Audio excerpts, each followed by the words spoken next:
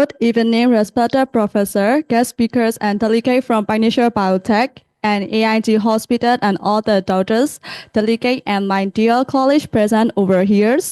It gives me the immense pleasure to welcome you all to this event that is precision, power, and progress the power of Paclitaxel with the cutting edge of nanotechnology. We have gathered here to dive into the insightful discussion and exchange knowledge that will benefit in our respective field.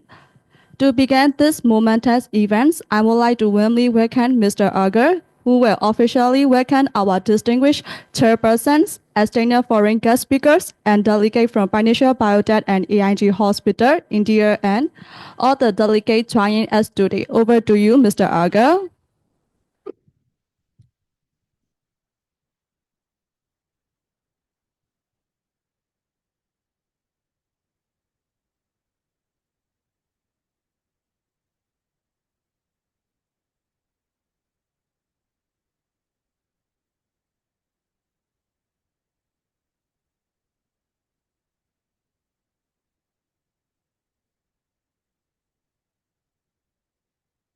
Come down.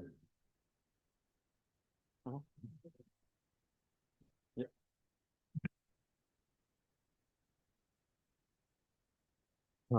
Good evening, distinguished guest, esteemed speakers, delegates from Panasia Biotech, Stuti, Lokesh, members of oncology community, technical teams, and my dear colleagues. It's an absolute honor and privilege to welcome you all to this landmark event, the launch of Paclitaxel, a revolutionary advancement in oncology treatment. Bringing together global technology and Indian innovations to address the pressing needs of cancer care. Today, we are graced with the presence of several luminaries who have dedicated their lives to advancing cancer treatment and improving patients' outcome. A warm welcome to Professor Soong, a towering personality in the field of oncology in Myanmar, whose contribution has left an indelible mark on the landscape of cancer care in this region. May I please welcome Professor Soong on the podium, please.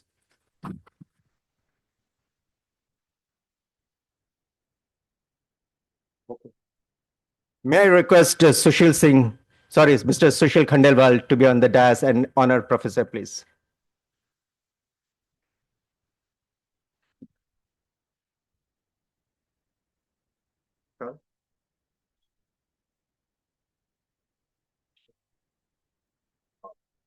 Professor. Okay.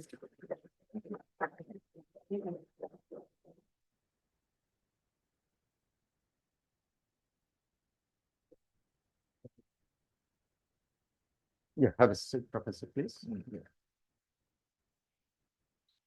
Yeah. We are also privileged to host two highly distinguished experts from renowned AIG hospitals in India. Dr. Vamshi Krishna, Director, Head of the Department Medical Oncology at AIG Hospital, whose expertise and dedication of cancer research and treatment have inspired many in the field. May I request Dr. Vamshi Krishna on the podium, please. And may I request Dr. Vayan to honor him with a flower bouquet and shawls.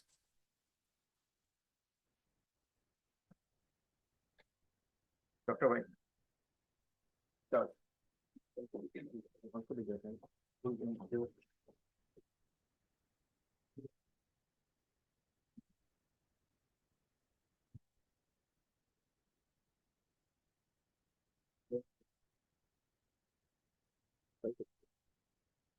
Professor, thank you. My honor to honor you.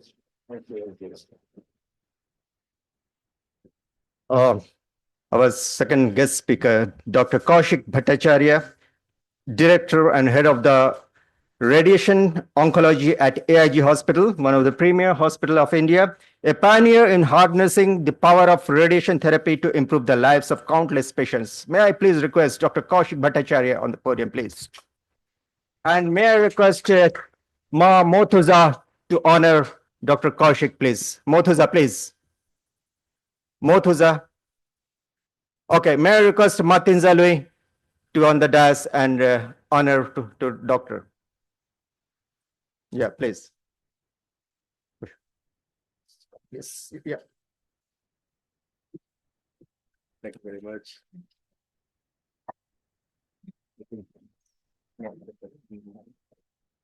Thank you. Thank you.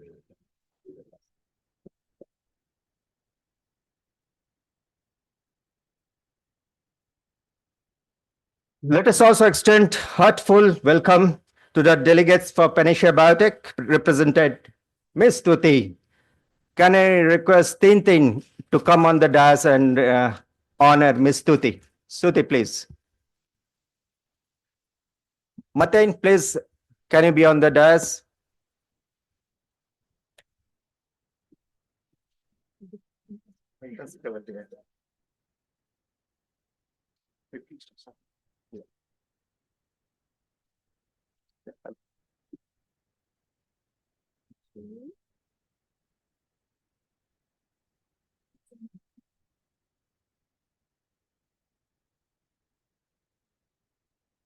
Also, we'll request thank Mr. Lokesh, also the delegates from AIG team represented by Mr. Santosh Sahu, also a name to be reckoned from AIG. Director, may we request to be on the podium, please? And may I request YN to be here? Yes, please. Black benches are always the kingmakers. Yeah. Dr. YN, please.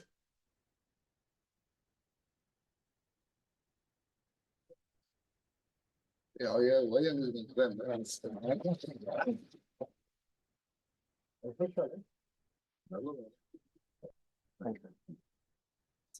Thank you. Thank you. Also, we have Mr. Nilabdri. Can you say hi to the audience, please? He's the person who is taking care of Myanmar from AIG.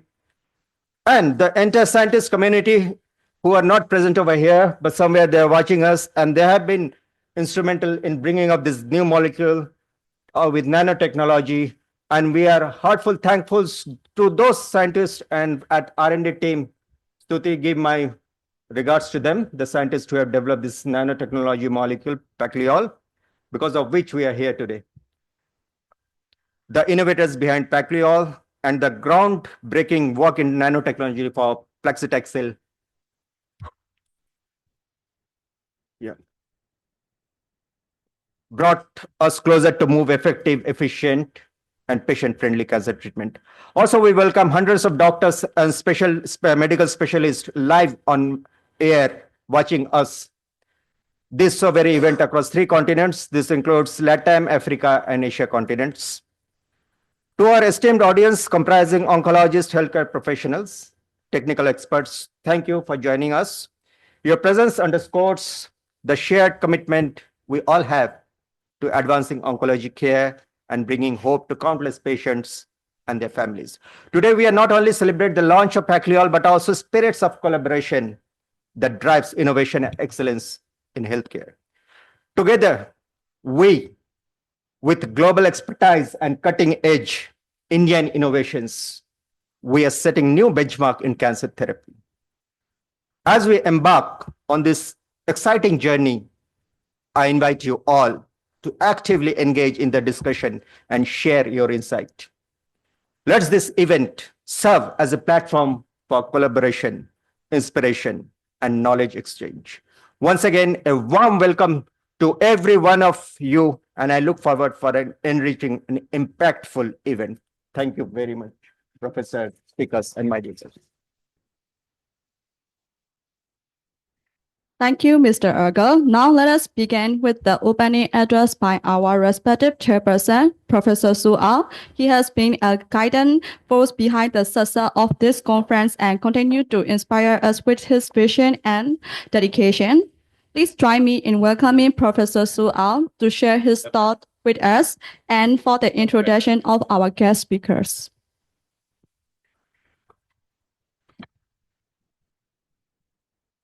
Can I share the screen? Screen share a little. Yeah.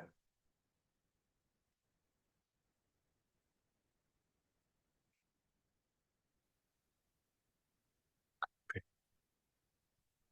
So good evening, everybody. I would like to welcome our special distinguished guest speakers from India who are very kind to share their knowledge with us. Actually, India and our country were together under British colony many, many years ago.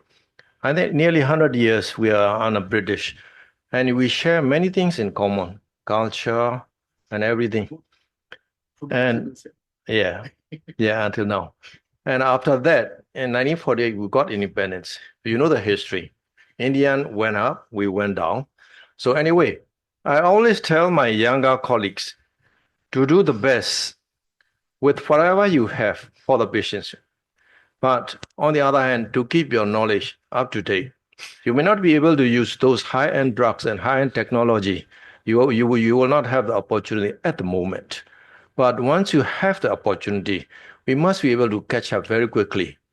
That is why it's very important to keep our knowledge up to date. So you may think, what's the use of knowing these high-end drugs? They are very expensive. We can't afford anything. What's the use? No, it's not the attitude. Whatever it is, whatever we have, we must do the best we can. We must keep our knowledge up to date. Today, we are very, very lucky that these distinguished guests from India are here with us to share their very advanced knowledge. We will hear the knowledge right from the horse's mouth, not from the book. That is very important. They are very well experienced. They share their experience. So let me first, Napoleon said, ability is of little account without opportunity. So our Burmese people are very clever, like any other in any country. People are very clever. The only thing is opportunity. We are deprived of opportunity. Once you get the opportunity, we'll catch up very quickly. That is for sure. So with this, I would like to introduce our distinguished guest speakers. And the first one is Dr.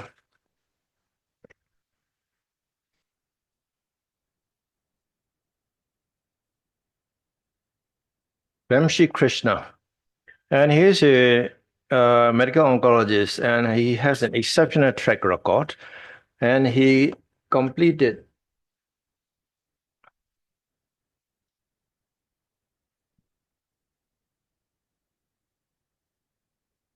his MBBS from Jawaharlal Institute of Postgraduate Medical Education and Research, Puducherry.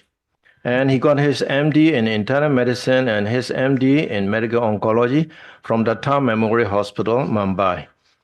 And furthermore, during his PG residency, he was awarded Dr. Krishnaswamy Memorial Prize in Internal Medicine and the N. Abdul Kader Memorial Prize in Neurology.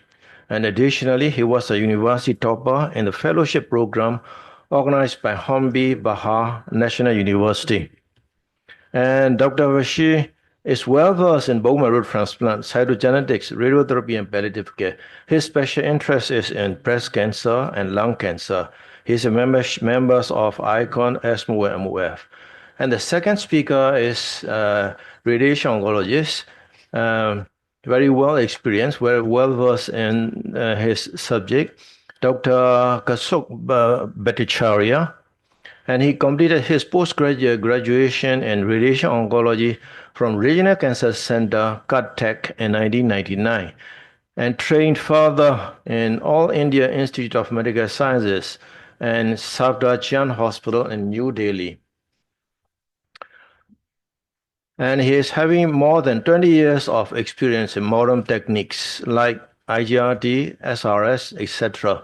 and he is also a teacher and examiner with the National Board, and he is an expert in the field of gynecological malignancies, colorectal, lungs, head and neck tumors. And prior to his present assignment, he served in Tata Memorial Hospital, Mumbai, for 3 years and joined the postgraduate faculty in Regional Cancer Center, CUTTEC, and as senior consultant at Apollo Cancer Institute, Hyderabad. He did his training in neuro-oncology from Charity University of Medicine, Berlin, Germany, and Langsaber in Western Park NHS Trust, Sheffield, UK. And his membership of Association of Radiation Oncologists of India, life member of Federation of Head and Neck Oncologists of India, fellow of the Indian College of Radiation Oncologists, member of the Australia and New Zealand Royal College of Radiologists. And so the topic we are going to discuss today is medical oncology about the drug, nanotechnology drug, this Paclitaxel nanotechnology. And the second topic will be on radiation treatment, radiology, the latest technology in radiation field. And the third will be panel discussion on lung cancer. And to set the stage, let me make some introductory remarks about the topics. This is my CV. So today is an era of personalized medicine. So when we talk about personalized medicine, it means that we must give the right drugs to the right patient. And to take it one step further, we must take the drug to the right cell in the body. This is very important. You know, there are two categories of drug. One is conventional chemotherapy. The other one is big group is targeted therapy. Conventional chemotherapy can kill any dividing cell, be it normal or abnormal. So there will be side effects from that aspect. Whereas targeted drugs, they are more or less confined to the disease cells, cancer cells. So it's very important that you deliver the drug to the right cells and not to the normal cells. And we need to give the right drugs, right combination and right sequence, right dose. Optimal dose means not too much, not too little, must be optimal, right route, right interval, and which is also very important is education of the patient. That is also very, very important because we are taking the patient through a narrow path.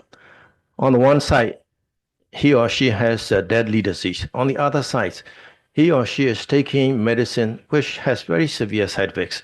So there is a very narrow therapeutic index. It's very important to be very careful.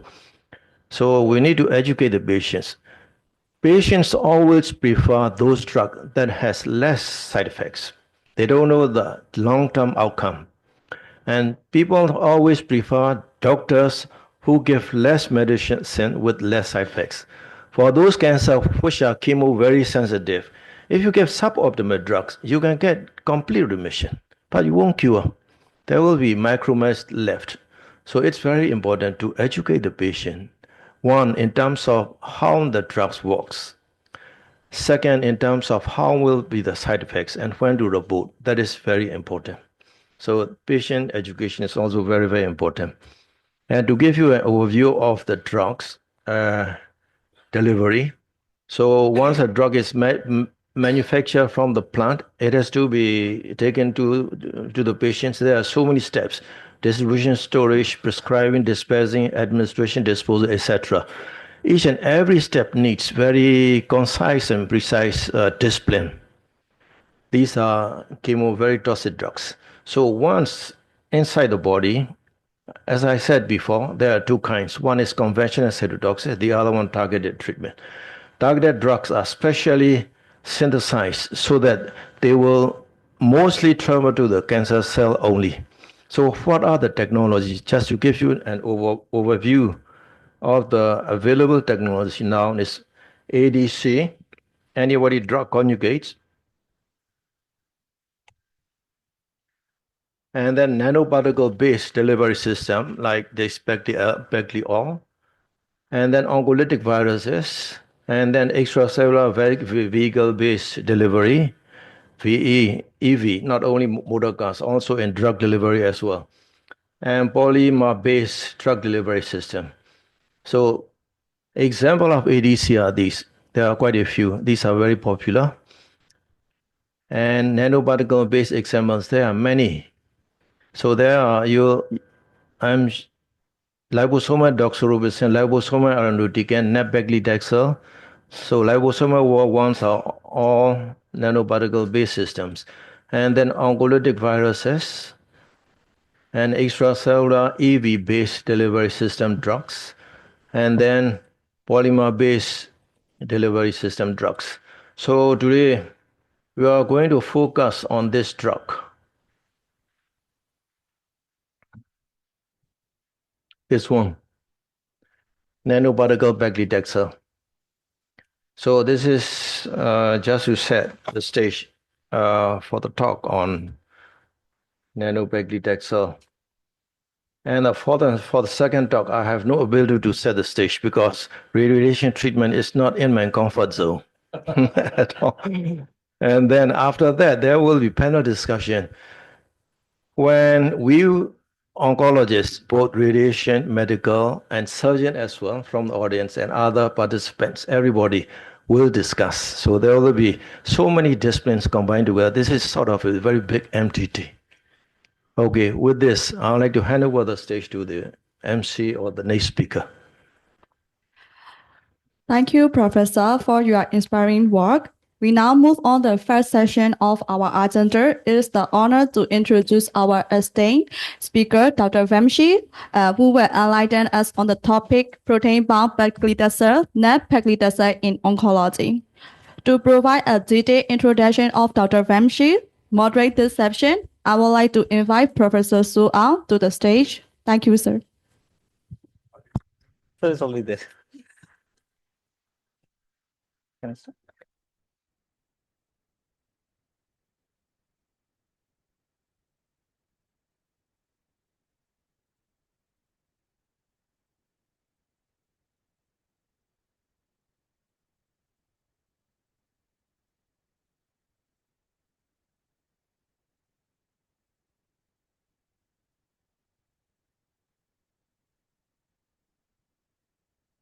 Thank you so much and good evening. This is my first time in Burma, and I have to say it's a lovely country. The only thing that people in Burma or other people have told me, speak slowly because I speak very fast. So I think that is the first thing I will try and do. If I am fast, please stop me.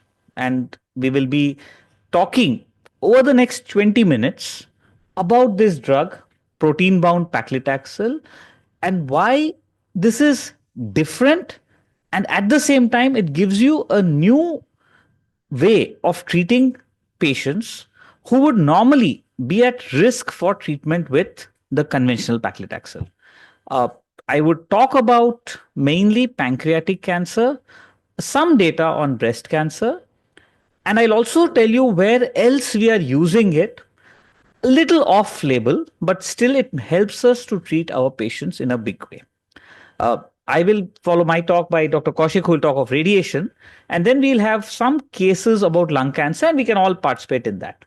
So I think the most important slide that you are going to see today was shown by Professor Ong, who told you it is not just about knowing the drug theoretically, it's the right drug for the right patient at the right time.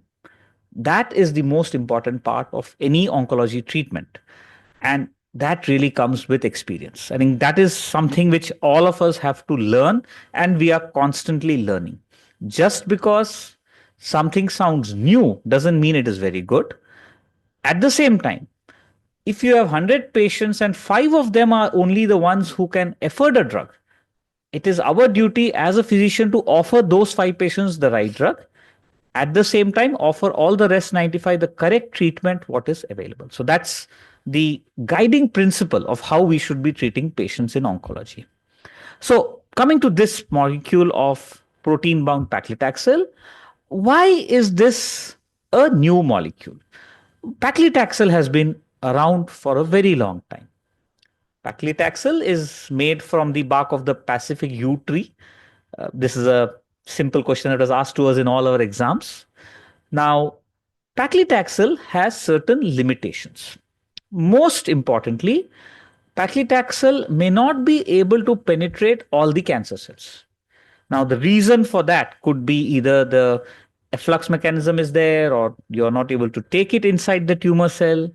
So, number one thing about NAB paclitaxel, it is a targeted drug delivery system. What it does is the polymer, either albumin or the nanoparticle, will go and bind to the specific cancer cell. It will then be incorporated inside the cell. The outer layer is removed and the drug is available inside the cell. So it increases the concentration of the cancer drug inside the cell. That is the fundamental way this works.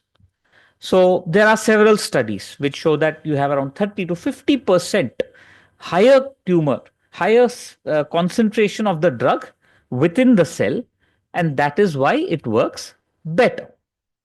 Specifically, if you look at all the cancers, we know head and neck, paclitaxel works. Ovary, it works. We know in breast cancer, paclitaxel does work. Pancreas was one area where it never worked, and pancreas remains a very stubborn disease. This pancreatic malignancy, the reason why the drug could not go in was because of the stroma, because of a lot of other mechanisms. And that is where the NAB paclitaxel really helped in the beginning.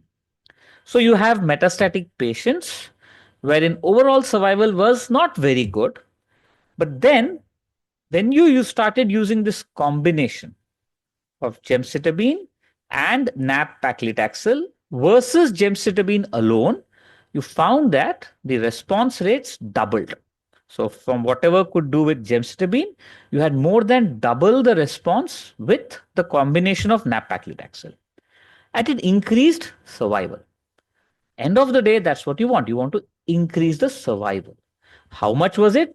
It's 31% reduction in the risk of progression or death.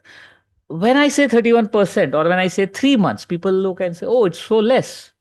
The point is, the patients who previously did not have an option have a better option now. And that is where NAB paclitaxel scores. Again, we all know the conventional therapy of FOLFIRINOX. And hand on heart, we treat a lot of pancreatic patients. More than half of them are ineligible for FOLFIRINOX straight up front. They're either poor performance status, they're elderly. You know that if you give FOLFIRINOX, they're going to have a lot of side effects. So there, Gem-Nab-Pacli actually works well. And we have studies, not too much from NCCN or the Western guidelines, which I feel are inherently biased. But when you look at data from, again, India, for example, or from even smaller studies, where they looked at the sequence and they said, no, it really does not matter if you are giving Gem-Nab-Pacli first or FOLFIRINOX first, so long as you're able to give drugs late. And that is important to know. So if I have a patient where I have a doubt that they cannot take FOLFIRINOX, I'm happy to give Gem-Nab-Pacli because I know it works. So that's my take on this. Is it only in unresectable pancreas? Does it also work elsewhere? And again, the answer is yes. We have used nab-paclitaxel gemcitabine as an induction therapy in locally advanced pancreatic cancer. We have used it in borderline resectable cancers, and everywhere it shows the kind of response we were not getting with gemcitabine alone. A fit patient who can take FOLFIRINOX, well, we can always debate. I would tend to give FOLFIRINOX there, but that number is not much. I would say 70 to 80% of my patients would go for a Gem-Nab-Pacli rather than a FOLFIRINOX, and giving only Gem, it doesn't work very well. Pacli doesn't work here. So that is somewhere where Nab-Pacli has really made a big difference for us. So this is a general guideline that when you have elderly patients, you will definitely go for Gem-Nab-Pacli. Even in younger fit patients, unless they are very fit, you would still go for a Gem-Nab-Pacli combination. And even there, if your patient is fit, you can try both of them. That's how pancreatic is done. So let's come to the next type of disease, again in locally advanced, like I told you, it does work. It works in every other place. What about TNBC? Now, triple negative breast cancer is one more disease where nab-pacli has shown benefit. Is it a direct head-to-head over paclitaxel? Not so much, but we know that there are studies. For example, this study. This one is the IM Passion 130. Now, as a medical oncologist, it is our sad duty or sad burden to learn all these names. But essentially, what we are looking at is a drug working alone? Does it work well in combination? And at least for the last 5 years, we are only talking about immunotherapy. It was frustrating for us 2, 3 years back because the cost of immunotherapy was so much. We are kind of lucky now. We have one molecule which has come in, which is half the price. We are looking at several new molecules, which we expect will bring down the price by another 30 to 40% in India. So we are looking at an era where everybody is going to get immunotherapy in our metastatic diseases. So in this situation, again, you had this study which looked at an immunotherapy with nab-paclitaxel, not paclitaxel alone, and it showed that there was a benefit in terms of overall survival. So the curves separate. As they say in medical oncology, we love our curves. We just keep looking at curves and be happy about it. So it shows there's a benefit. They showed, of course, later on that the benefit was only for PDL1 positive, not for everybody, but that's again a debatable thing. Where else do we use nab-paclitaxel? There are studies which have shown in locally advanced disease, neoadjuvant studies, everywhere you can use nab-paclitaxel and it is showing benefit. So what is this molecule? That is Paclitaxel, that we call as global technology with Indian innovation. So this molecule is one of the early molecules that was biosimilar to a drug called Abraxane. Abraxane was not available for us, and frankly, it was prohibitively expensive. So for that way, we really have to salute the company because they got this drug available through multiple periods. Now, the initial studies actually took more than 6 to 7 years to do, which are all PK/PD studies. So you had pharmacokinetic studies, you did a preclinical oncology studies, and I'm not going into detail of all this, but just to emphasize, this is a drug which actually came through as rigorous a study and trial period as anything in the West. So initially you had the preclinical studies, then they had a xenograft model, which was just a culture tissue. Then there were studies in mice. Then there was a study that was actually a phase 3 randomized study done in India. And after that, only it actually got approval. So for us, again, this feels like revisiting a situation. In India, if you go and ask, I think 100 oncologists that, are you comfortable with a generic or a biosimilar? The answer will be 99 or even 100 out of 100. We'll say, yes, we know it works and we are comfortable. I think that's the big lesson we have learned. So today we don't even argue about it. We know there are studies which have been done. We know the studies exist. And all of them are showing that the biosimilar Paclitaxel is as good as Abraxane in all aspects. Starting from the preclinical studies in mice, you started looking at plasma, you looked at whether it was entering into the tumor. Then you had this multicentric clinical study. End of the day, that's what we want. Okay, it works in mice. We are not mice, we are humans. Does it work in humans? So there was a study that was a multicentric clinical study comparing Paclitaxel and Abraxane. Again, looking back at that period, a company took the decision to do a phase 3 study. That's a big thing because it's expensive to do such studies. So this was the study, and this was done among patients in India. It was an open label, randomized study between October 2016 to June 2017, 8-month period. Long back. For us, like I said, I had to revisit this study because we are so convinced with the drug that we have forgotten these details. But then we look back at it. 90 patients who had metastatic breast cancer. Why only breast cancer? Because you needed a homogeneous population. You could not simply give it to everybody. The dose was pretty standard between Paclitaxel and Abraxane, 260 milligram per meter square once in 3 weeks. There were some blood samples collection done as well. Now, We looked at several factors. The test drug, that is Paclitaxel, and the reference, which is Abraxane, looking at the means, the ratios, and seeing whether the AUC was similar and whether the pharmacokinetic profile was similar. And the answer was yes, they were bioequivalent. What about safety? Well, that's the other thing we are worried about. Is the drug going to work in our patient? Is it going to harm them? Again, when they looked at the study, the incidence of leukopenia, the incidence of serious adverse events, everything was similar and pretty much not related to the drug. So the conclusion from this study was that Paclitaxel is bioequivalent to the innovator Abraxane and it has a comparable safety profile. And that's what we want in a biosimilar. And I have to say it was much, much cheaper than the original. So Abraxane is not available in India anymore.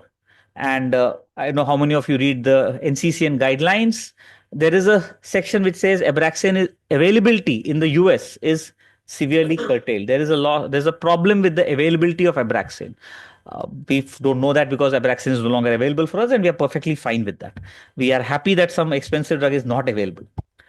Did it also work elsewhere? There was a real world study which was done later, and that again showed that Paclitaxel works. So, as far as we are concerned, we are very happy with the drug and we have been using it. So, the question next we ask, I have shown you data on pancreas and breast cancer. Now, supposing the patient has only a locally advanced breast cancer, would you still like to use Paclitaxel? And the answer is, at least as far as I'm concerned, I would use it. Where would I use it? I have a 75-year-old lady coming in who is a little frail. I am scared to give Paclitaxel. I have a patient who has some uncontrolled diabetes. I give Paclitaxel. I know they are going to get neuropathy. It is going to happen. That sort of a patient, I'm more comfortable switching to a Paclitaxel because A, they will have some neuropathy, but it is reversible. B, the side effects, again, the trials said they're equivalent, but in practice, Paclitaxel is a much easier drug to handle. Biggest advantage, you do not get the same hypersensitivity that you get with Paclitaxel. We have all had those one or two patients. It's a call that a medical oncologist dreads. You're sitting in your OPD and you get a call, oh, patient has desaturated on Paclitaxel. You just run. Those patients can be seriously affected. And more importantly, they refuse to take any more chemo. So we have all faced that situation where a patient says, I had a reaction, I will not take Paclitaxel. And you're stuck. So that is another situation where it helps to have a Pacli. And again, Pacli works quite well. You have a situation wherein a patient is having diabetes, which, if you give the normal pre-medication with steroids in Paclitaxel, that is going to cause your sugars to spike. With Pacli, you don't need to do that. You can avoid the steroids. So these are areas where I would use it even otherwise. So let's see one patient who is a 75-year-old gentleman who has cough, hemoptysis, lung mass, lung mets, squamous cell carcinoma, PS2. A standard of care response would be, okay, best supportive care. Let's not do anything. This patient, tolerating a Paclitaxel and carboplatin would be difficult. What would I do? I would have a conversation. The family and the patient are willing for treatment. And they say, okay, give us something to prolong her life. Not curing, we know that. Paclitaxel is a good option. I would actually give it weekly, or even in some patients, we even give it once in 2 weeks. Or we'll give it day 1, day 8, give a gap of 15 days, give it weekly till the patient can tolerate. A lot of permutations and combinations where Paclitaxel works well. Any other indications? Frankly, off-label, if you ask me. Anywhere where we use Paclitaxel with a little bit of fear, we can use Paclitaxel. We have used Paclitaxel in stomach, second, third line. We have used it in head and neck in second, third line. We have first line data in ovary from Japan, which said that Paclitaxel works well as a weekly drug for ovary cancer. So again, plenty of indications. I don't know if I'm allowed to say off-label indications in here. In US, we are not allowed to generally say it, but in practice, you would want to give something that doesn't cause trouble, at the same time works. And I think that's where Paclitaxel really works for us. Are they completely interchangeable? The answer is, well, you have to be a little careful. If a patient is fit for Pacli, I would still give Paclitaxel. I would not change it to Nab-Pacli. But anywhere where there's a challenge in giving Paclitaxel or you're worried about it, I am okay to use the Nab-Paclitaxel. Exception in pancreas, Pacli doesn't work. Pancreas, practically nothing works, but that's a different issue. There, I would use Gem Nab-Pacli only. So that's where we would do. So from my side, the take-home messages, Nab-Paclitaxel, Pacliol as you're going to get, it is an important innovation, especially for the so-called derogatory word of LMICs, lesser, lower middle income countries where Abraxane is not available and is very expensive. It works. It's a good innovation. It is efficacious definitely in CA breast and pancreas, but it also is an effective chemo backbone in all the patients who have a borderline PS, who are elderly. Off-label use, I have to say, is very common and has shown benefit. So I would like to end here because after some time, you'll think I'm just a spokesman for Pacliol and not for anything else. It's just that it's a new drug and we would like to share our experience and where we are using it in practice. So that's the only goal of today's talk. So I would be happy to take any questions. We can take them during the panel as well. And if sir has anything else to add, we can take those.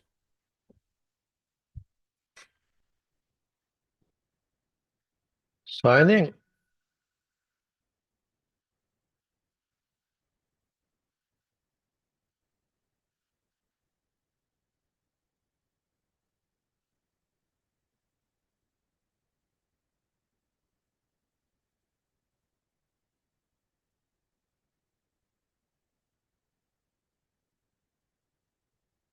think the two topics are a little bit different. Radiation oncology, medical oncology. So we better have Q&A session for this topic right now. So while the idea is still warm in your head.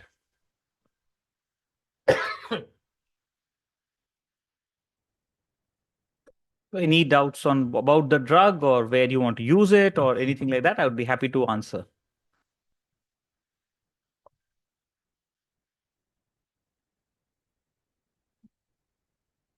So I think whenever there's no question, we only say one thing. Either you understood everything or you understood nothing. So either of the two things have happened today. So I think Dr. Kaushik will have his crack at all of you now. Anyone have question? Yeah. So I have one question. Sure. So when you talk about any drugs, we also think in terms of price and financial aspect as well. What will be the price like? I know the Indian products are usually very competitive and the price is usually reasonable. What will be the price like compared to ordinary Paclitaxel? Aroga, it's up to you. It's your call. I don't know the price, frankly, in here. So I don't know the cost. I don't know if they want a grand reveal with something, the pricing, or they want to tell you separately. I'm not sure. Okay. We do understand the economical status of this part of the world, and we understand the disease also. As a business person, I should tell it, it's not a diplomatic answer, but is affordable, and it itself is an expensive molecule, but it is, when it compare, as we was talking about the originators, it is much affordable as compared to the originators. So that I can assure. And when we compare to plain Paclitaxel, definitely it is economical. We know, understand the value of the wallet, and we respect the value of the wallet of this country. Thank you. Hope I've answered to your question, Professor. Actually, my question and the answer is very straightforward. Seems to be very straightforward. But there are many factors playing behind the scenes. So when you talk about any price of anything, not only medicine, other commodity as well, there comes an insurance system, public, private, and everything.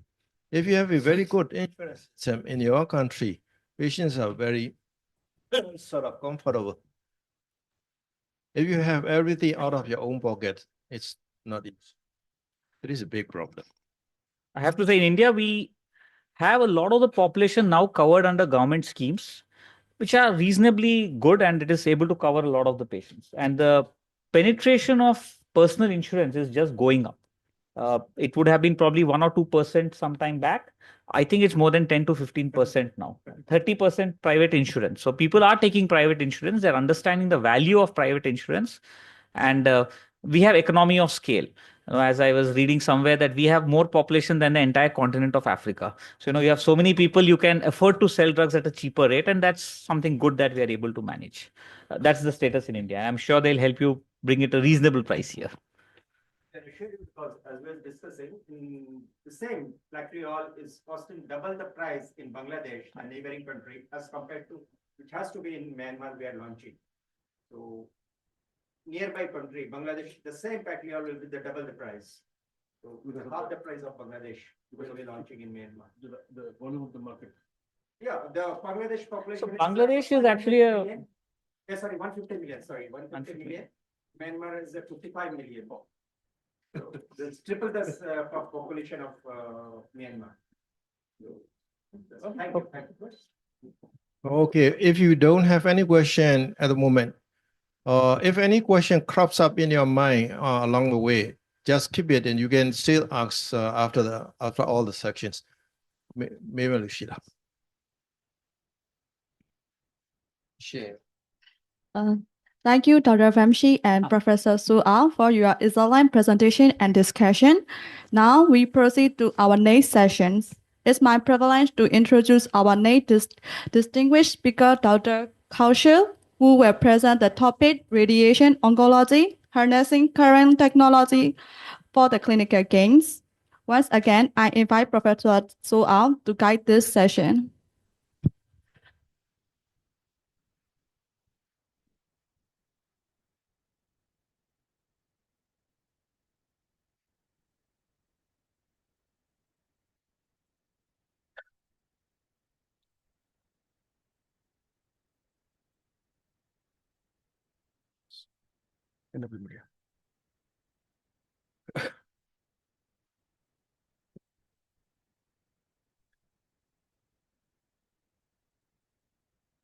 Will I start? Yeah. Hi. Yeah. I've been warned. So first thing is that I'm so pleasantly surprised to be here in Myanmar. This is my first visit. And the first thing I felt that this, be it in this room, be it on the road, be in the airport, it felt like I'm pretty much in India. And the food was in the lunchtime was awesome. I must say, it was so nice and close to our palate that we have decided that most of the times people go out of the country, Indians, we start looking for Indian restaurants. No Indian restaurants in coming 3 days. Only local food. Great. Second thing is that my previous speaker, Dr. Vamshi, spoke about something very new and current. I'm going to talk about something that has been there for last 130, 140 years. People have known about it. Now, then why am I talking about it today? Because it has not remained the same for the last 130, 40 years. There has been massive changes in the field of radiation oncology, and those changes are driven by certain factors. First and foremost thing is the clinical requirement. Patients who receive radiotherapy or have received radiotherapy, say 30, 40, 50 years ago, they had unacceptable levels of toxicity. If you're trying to go up to a dose which can actually kill off large number of tumor cells. So that was a clinical requirement. And the clinical requirement was equally matched by technological innovations. One of the mainstay of that is huge amount of computing power.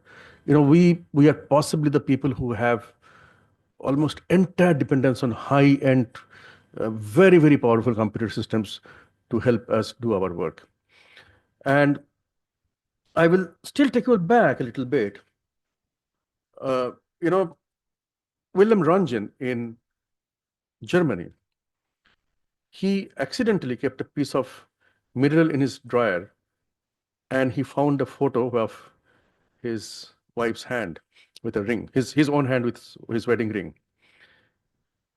About 10 years down the line, Henri Becquerel, he kept a piece of pitchblende wrapped in a piece of paper in his drawer, and he found this little bit of funny design on this. they did not really know what is causing this. This is 1800, 74, 64, 94, around that time. Henry Becquerel is 94. And it took a Polish lady by the name Marie Curie to identify the phenomenon behind them, and she called it radioactivity. 1894. People were so happy with this, so impressed with this, that they had to give her a Nobel Prize. Not once, but twice. And then cut back to 1951, Ontario, Canada. The very first patient was treated using a telecobalt machine, which uses a megavoltage X-ray, megavoltage photon beam. And then in 1953, soon after, in London, UK, electronic system that generates very high energy X-ray, or otherwise known as a linear accelerator, was used to treat a small child with retinoblastoma. As of 3 years ago, this boy was still alive, staying in London. Yeah. This is the beginning of the era of what we call mega voltage radiotherapy. In other words, the dose of radiation is so high that it can penetrate any part of the body, however deep it is. Not just the skin, not just the surface just below the skin, but deep into the lung, into the esophagus, into the liver, into the pancreas, into the uterus, or any part which may be. Now, I was given to understand that not too many people are radiation oncologists here. So I will briefly, in 1 or 2 slides, tell you how does radiation really work, because otherwise everything is a colorful slide. You see, when a radioactive material decays, it produces 3 types of energies. One is positive energy, which is alpha ray, which is a beta, which is a negative electron. And in the middle, there is a thing called a gamma ray, which has got no charges, which goes straight forward ahead. Can I show this? How do you show this? Yeah. Can you show the light here? Where? This one? Yeah. Yeah. So there's something that goes straight up. And these are nothing but high energy protons. When they are produced from a naturally occurring radioactive material like cobalt-60, we call them gamma rays. And if you are producing them artificially in X-ray tube, you call them X-rays. The typical use case is a linear accelerator. And what happens is that from a simple X-ray, so from a simple electron to a gamma ray, the penetration of the beam is deeper and deeper and deeper into the tissue. Now, this is the key thing that causes a radiation dose to deep into the tumor. And what it does is that it generates free oxygen radicals out of the water molecules in the body. So these are ionizing radiations. They knock out the oxygen from the outer shell of the water molecule. So they become free oxygen radicals, and they cause damage to one of the strands of DNA. Now, if that damage is extensive, what we call as a double strand break, that DNA will be damaged forever, and the cell will not be able to divide. Now, cancer cells, the fundamental thing about this, that they divide a lot. And if you can derive a cancer cell's ability to divide, or every time they go to divide, they die, you are essentially killing cancer. So this is precisely how, whenever the cell is going into a division, it dies. Now, this is how it has been for hundreds of years. That fundamental thing has not changed now. What has changed is the way we deliver and how we deliver. Now, every time you give a radiation, some of the cells die and they recover after 24 hours. The normal cells, they will recover more. The cancer cells, they will not be able to recover more. Therefore, there's a gap between the cancer cell recovery and a normal cell recovery. When you do this over time, today, tomorrow, over 20, 30 days, the gap becomes so huge that the cancer cells, they die out, and at some point of time, the normal cells recover. Which is why radiation is usually given over a period of 4, 5, 6 weeks. When I say usually, that is because there has been a lot of new understanding about how the radiation works. And we are these days trying to reduce the duration. What used to be a 8 weeks radiation in a prostate cancer is often 5 days. What used to be a 5.5 weeks of radiation in breast cancer is often 5 days. What used to be a 2 weeks of radiation in brain tumor can sometimes be a single day. So therefore I say this is a conventional approach. Now we have changed that. Now, whenever you go talking about radiation, people come and tell, I have a linear accelerator, I have a Novalis, I have a gamma knife, I have a tomotherapy, I have a cyber knife. What is the difference? People say, is cyber knife better? Will my tumor be treated better if I go for a cyber knife? The answer to that is that beyond the brand name, the company that is making them, and the ergonomics involved at the end of the user who is using it, these being different, rest everything is same. There is no difference between the brands and the machines because all of them will fundamentally produce a high energy X-ray ranging between 6 MeV or 15 MeV, which may be chosen on the basis of the type of tumor that you treat. That's about it. Names are fancy. People think that if I'm using a knife, I must be cutting something out. This is a fancy name. So all have their use cases, and you choose your tool depending on the job at the hand. Now, more importantly, far more importantly than the machine that at hand, is how a doctor, a physician, a radiation oncologist decides what to radiate and how to radiate. In the past, the conventional way of deciding that was to know where the tumor is and mark it out on the skin with the help of a X-ray. For example, if somebody has to treat the nodal areas for a lung cancer, an X-ray will be taken and these areas can be blocked out and the middle can be radiated. This is how it was done. When I was a student, 1996, 97, this was still being used. I was possibly one of the last of my generation who have still used this, but very soon things completely changed and we moved to use extensively CT scan images from which we would reconstruct a human tissue organ by organ in a three-dimensional computerized space. Now you see the computer has kicked in. Now this is the most important thing. The computer's ability to analyze a CT scan, take out the Hounsfield units, convert them into an organ, and create an image in the three-dimensional space is the most radical departure from what was there previously. And that allowed us to shape a radiation beam to the shape of the tumor and shape a block to the shape of an organ so that the organ can be blocked out and the tumor can be radiated. So this is a classic situation where you have a tumor which is somehow wrapping around a sensitive structure. Spinal cord, tumor. Parotid gland, tumor. Esophagus, tumor. In the past, that X-ray photo that I showed you, this is what would be. Everything in between, including the structure, the organs, everything gets radiated. So you are essentially limited by the tolerance of the structure. Whatever the structure can maximally tolerate, only that amount of radiation you can give. Beyond that, you will have more toxicities than outcomes.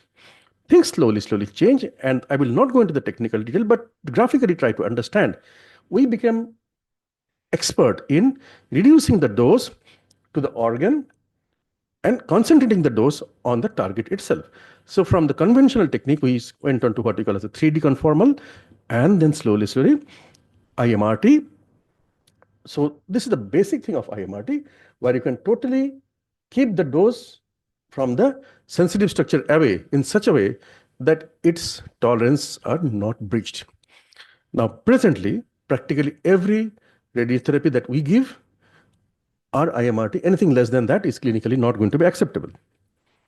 And this helps us in removing the scars of tumor control and complications and thereby improving the therapeutic ratio. How does it actually look like? You take this case, lung cancer, for example. Here is a tumor. A simple old technique will be covering so much of normal lung. A 3D CRT will spare out so much of normal lung, and then an IMRT will concentrate the dose only on the lung tumor area, sparing most of the lung out. Now, this is not as easily achieved as I am speaking, because this would typically take several hours of diligently identifying the tumor on the CT scan, diligently identifying the organs at the CT scan, and using a computer-based algorithm to calculate the dose and then decide how the linear accelerator is going to deliver this. Big change that is happening here now, right now, which is not included in my presentation for some reason, I think I have to update this, is the use of AI. And we use a lot of AI to identify the structures away from the tumor. So it basically, reduces 6-7 hours of job into 2 to 3 minutes, and possibly more accurately than human can do. So this is one area that we are using a lot of AI in our hospital. We have our in-house solutions, commercially available solutions, everything in place. Now, this fundamental premise, wherein you can take a complex arrangement of normal structures and the sensitive structures which sit nearby, and you can shape your dose to concentrate the dose on the tumor and spare the the normal structure, comes in handy in many situations. Like, for example, in this case, you can see the parotids are spared. In this paranasal sinus tumors, you can see the eyes are scooped out of the radiation field. Now, this is completely possible now because of the current technologies that we have in our hand. You can be treating a very, very large field. As you can see, a craniospinal radiation for a baby who had the brain and the spine. You can also possibly treat a very small field, just the prostate, wherein the rectum, which is just sitting next to the prostate, can be saved from getting the radiation, and the prostate gets full tumoricidal dose. One of the big challenges is that the organs that we treat, they move, and they move in an asymmetric, non-reproducible manner with individual variation. There is hysteresis and deformation. So it makes it very, very difficult on a static CT scan that you have seen that, well, there is a tumor here. In reality, the tumor is not sitting there to be hit by a radiation. It is actually moving with respiration. And therefore, we have been able to devise techniques. I think this is not going to work because some security is blocking these videos too. Okay. So we have been able to find out devices in which we can actually have a live view of the tumor while the patient is on the radiation machine to see how the tumor is moving, and get the radiation to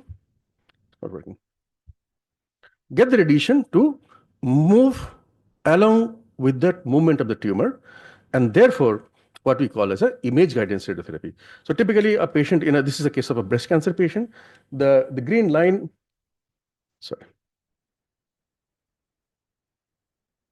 So this green line, once the patient sees the static green line, the patient knows that she is able to hold her breath in such a way that the breath is practically flat. This is what the therapist will see.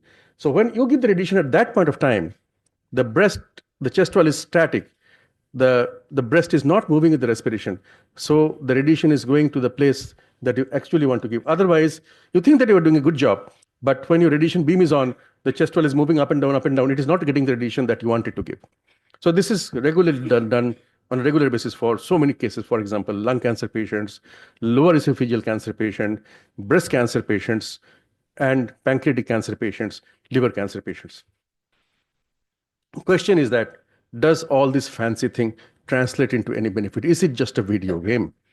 Now, of course, when you migrate to technologies, you have to wait for the response and the results to come up.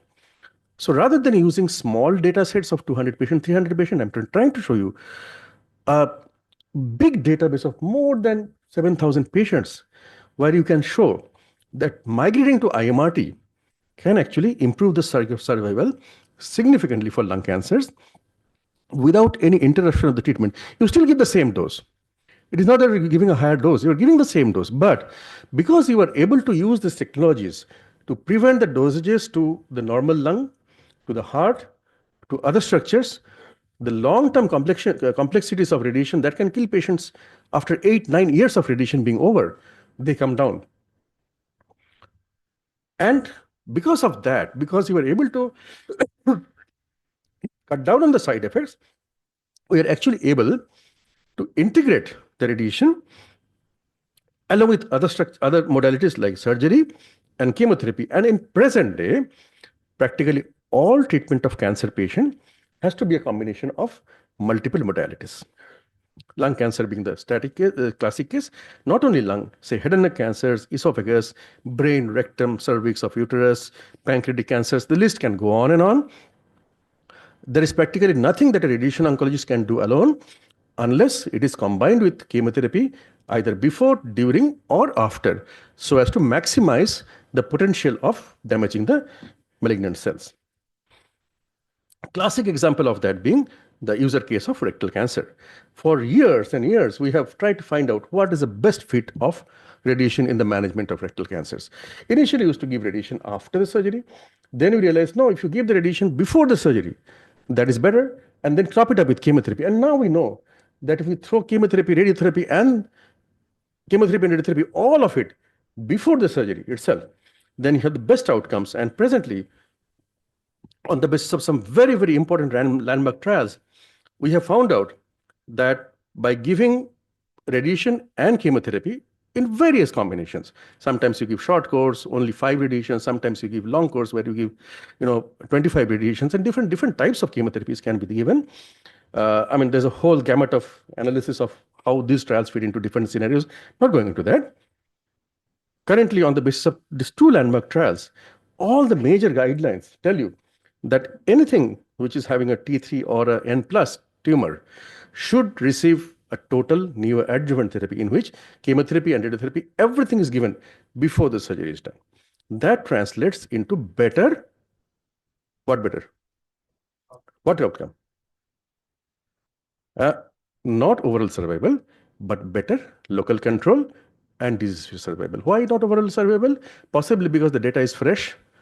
To know overall survival in this, you have to wait for more trials with bigger, they have to be 200, 300 patient trials. But over time, just as I showed you in the lung cancer data where 7,900 patients were seen in a National Cancer Database Program retrospectively, their population-based trials can show you this kind of data. But at this point of time, this has become one of the standards of care. The other advantage of radiation is that because it's an immunomodulator, it can do an excellent handshake with immunotherapy, which is another mainstay of modern systemic therapy against cancer. I will not go into the full details because there's so many trials. Every site to give radiation before, to give immunotherapy before, to give them together with a higher dose, lower dose, every permutation combination is possible. Many of the trials have failed, and there are hundreds of trials going on. Fundamentally, what happens is that radiotherapy acts as an immune modulator, and it increases what we call as abscopal effect through a T cell mediation, and thereby increasing the action of radiotherapy. The beauty of this approach is that the radiation actually is effective at a very low dose. You don't have to give a huge dose to produce an immune response. At a lower dose, you can give it. And this is possibly one of the areas, before I retire, I will see that there will be definitely landmark trials which will change the way both immunotherapy and radiotherapy is given. And there are plenty of trials, I mean, in lung, brain, head and neck, melanoma, plenty of patients that are going on there. Another thing is that when you reduce the duration and the field. So Lars Lexell, 50 years ago, they found out that if you can give a very high dose and focused radiation into any brain tumor, it gives you the same results as surgery. And this photo, this is 23, 24 years old photo. My face, lower part is thin. But you cannot make out that that time I had a lot of hair, which is gone now. This is one of the first, skull-based, stereotaxy frame fixation. These days, we do not do this invasive fixation anymore. We have a non-invasive fixation of the frame, which is very, very simple, painless. And thereby, you can give between 1 or 2 radiations, and you can do the same. So this is very helpful in brain tumors, which are small. Most importantly, metastasis. So between 1 to 3 metastases, we do not really offer surgery for these tumors anymore, except in special conditions, because the outcomes are same as surgery. The same theory has been carried on to lungs, where you have small tumor, like 1 or 2 centimeter. Last month, we have done 7 lung savers. That is the highest in 1 month, 7 lung savers. We have done 7 lung savers in 1 month. We have done, which takes into for lung cancer, prostate cancer, liver, pancreas cancer, spine metastasis, bone metastasis, lymph node metastasis, adrenal metastasis.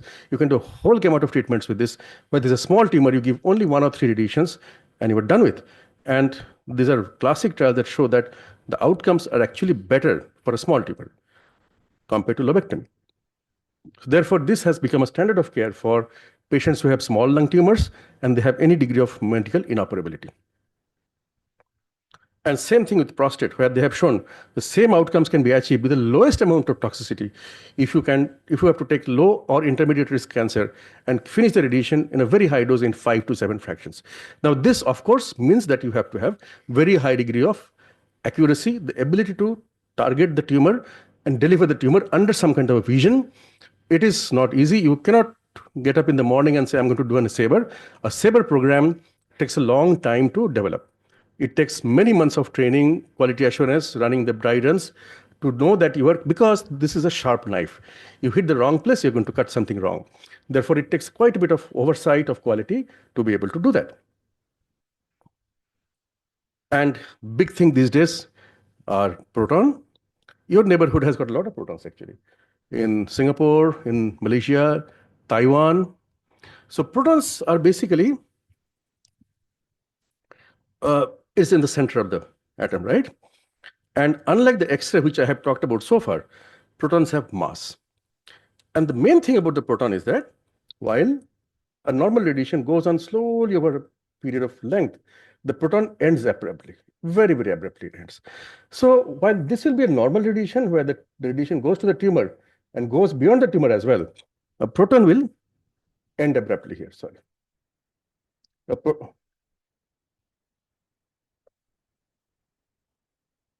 A proton will end abruptly. So the big advantage of this is that you can deposit the full tumoricidal dose without causing major amount of side effects to other organs. And this is especially used in difficult to reach areas like skull base, difficult to reach areas near the esophagus. It can reduce the heart dose significantly. So major uptake in breast cancer, because one of the challenges of breast cancer radiation left side is the heart receives some radiation dose, and that can manifest after 10 years. So these kind of things, and it is now rapidly increasing the use of proton. The cost is prohibitive, but it is coming down, and there is a democratization of the protons that we see are happening in front of our own eyes. And lastly, this I will skip because it's still theory, we have not really done it. Lastly, there's a new thing which might happen. And if it happens, I don't know, I cannot explain to you why it happens, is a thing called flash. They have found that if you give 15, 20 times of the normal radiation that we give now, in a few microseconds, then it just kills the tumor cells and doesn't do any harm to the normal tissue. Why? Answer is not known. So right now it is an area of intense research. Can we actually use very, very high dose of radiation in a flash, in a few microseconds? We will not have to bother about all the things that we have talked about for the last 150 years, that radiation side effects, radiation this, radiation that. It will just kill the tumor cells and walk out. It's still a pie in the sky, but if it happens, I will lose my job. On that note, I invite you all next month, 24th, 25th, and 26th. We have a nice cancer program summit, which will be covering pancreatobiliary, prostate, GU in general, and gynecological cancers. Not only for this, from Myanmar, every year dozens of students go to AIG hospitals, mostly GI, both medical gastroenterology and surgical gastroenterology, because they have excellent training programs. Similarly, our oncology department is a workplace for visiting and training, not only for radiation, but and I speak on the behalf of the medical and the surgical oncology teams. It is not just the way of individual doctors working. The workflow is something that you should learn from us. How in a completely, complete university kind of system where every patient will be seen by 6, 7, 8 doctors. You have a consensus process. You can learn a lot, not the technical part of it, but the documentation part, everything. It will be a wonderful visit for any of you who want to spend 2-3 months with us. Talk to Sahu. He will be the person who will facilitate this. On that note, I thank you all.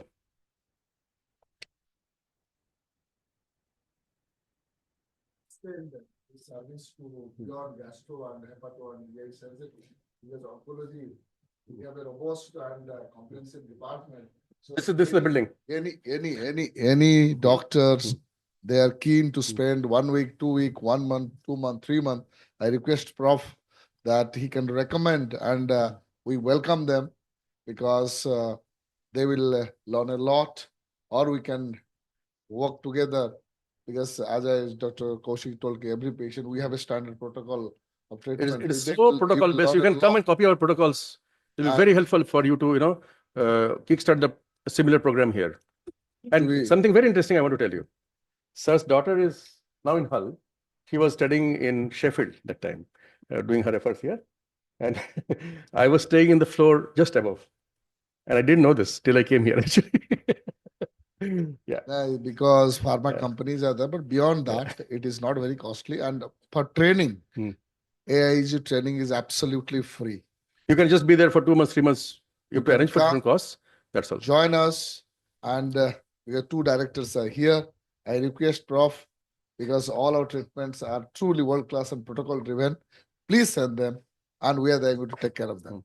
Thank you so much. If you have any questions, you can ask me, or else I will assume that you have understood everything. Any questions? No, great. Thank you. Sir, there is one question. Yeah, please. I'm the general pediatrician who live in the Nansan, South Shan state. Let me know about just one question. Which cancer are 100% curable with Paclitaxel? With Paclitaxel.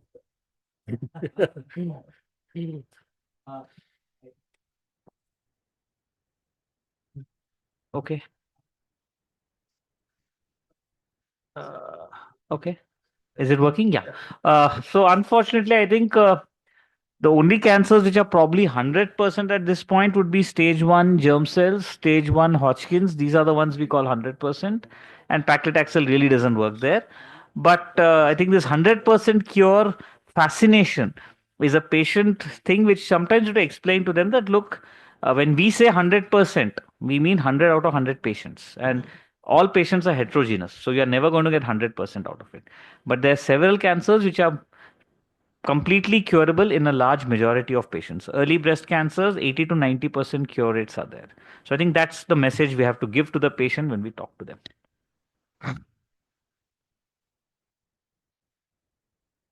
To answer this shortly, no conventional chemotherapy drugs can cure any cancer 100%.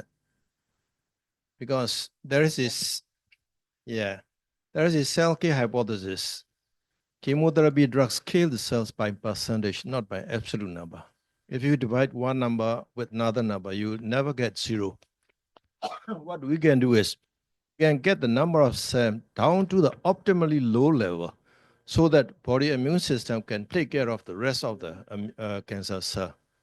That is the aim we need to get. So on the other hand, whenever we treat cancer, we always use, for many cancer, for many regions, we use combination. Many cancer works at different phases of the cell cycle. Some cells works in all the phases. This Paclitaxel only in the mitotic phase. So we have to combine with other drugs. So if you ask, any single drug can cure any cancer 100%, the answer is most probably no. So you have to combine many factors.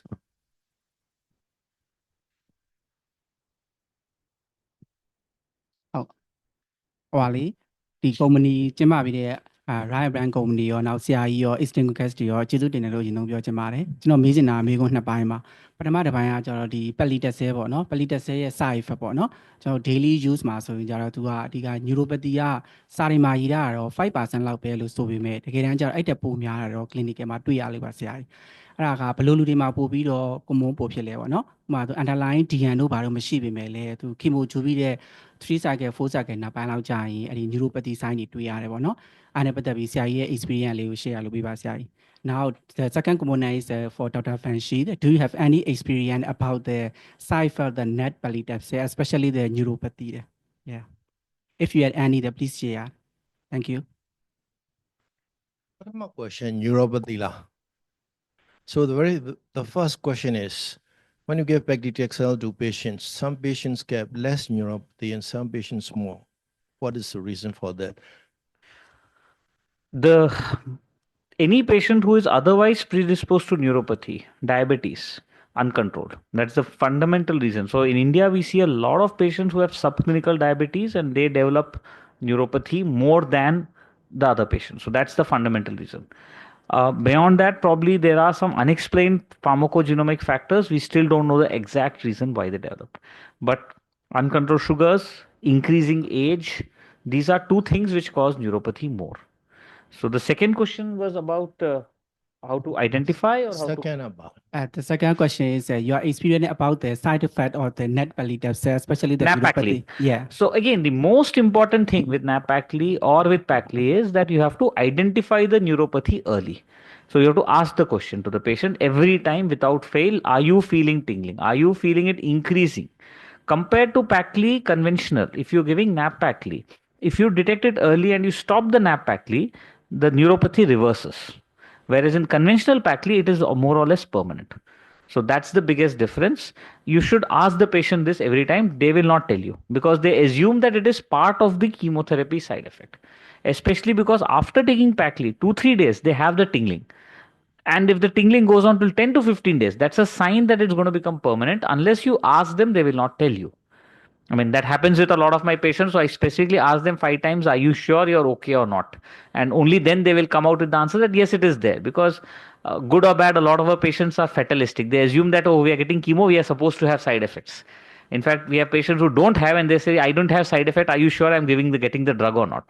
We have even such questions asked to us. So we have to ask them very clearly.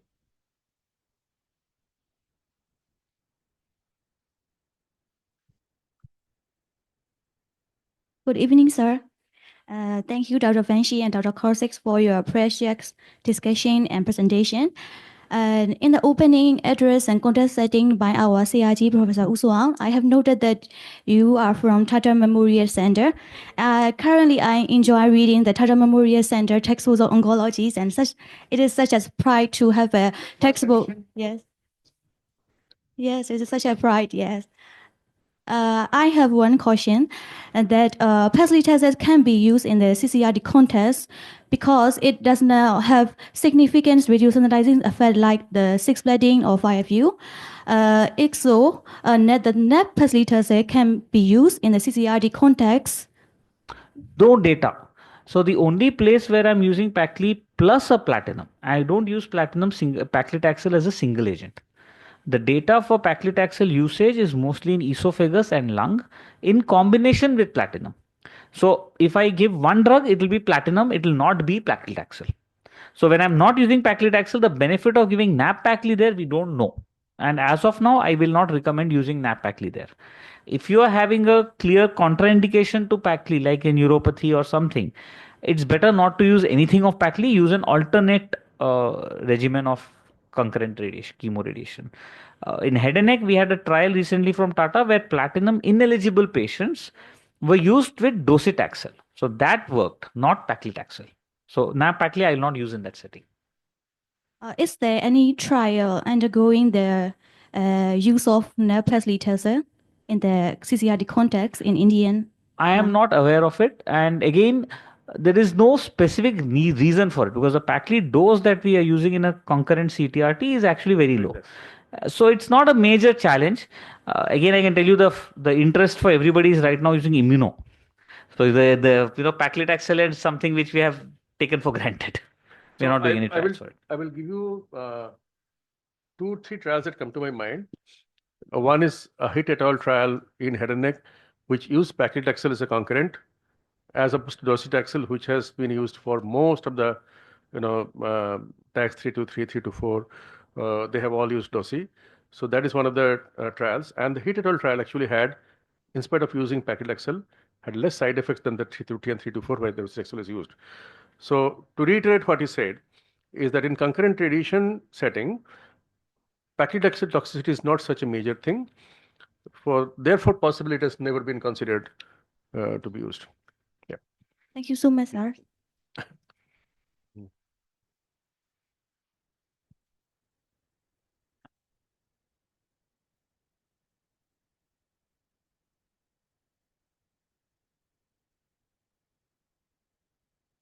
Thank you very much for all speakers. and I'm thoracic surgeon here. And so my focus was on the radiotherapy.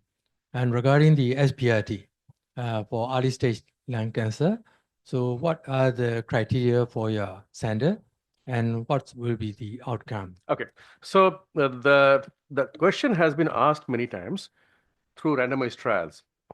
And the trial that I showed was the STAR and the Rosal trial. That is the closest that we have come to having any randomized trial answering this question. Both the trials had to be, prematurely be closed because the actual did not happen. And then subsequently, both the trials were put together and analyzed. And it very clearly showed that radiation was superior to surgery. In terms of what? In terms of overall survival. Overall survival. Yes, number one thing. Number two thing is that it is also superior in terms of many other factors like post-treatment recovery. So post-surgical recovery versus post-radiation recovery, toxicities, lung functions, etc., it was superior. Now, this has to be seen with a lot of caveats. The most important caveat being is that statistically speaking, the trials are not very robust because they had to be terminated before that actual, completion.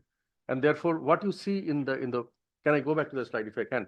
The big gap that you see is more of a statistical construct. Therefore, presently, the recommendation for SBRT in lung primary is for patients who are not medically fit. Okay? Those who have comorbidities. For example, presently, the one of the lung cancer SBRT that we did last week is a patient who has multiple vessel disease in the heart and therefore is not a candidate for anesthesia for lung cancer surgery.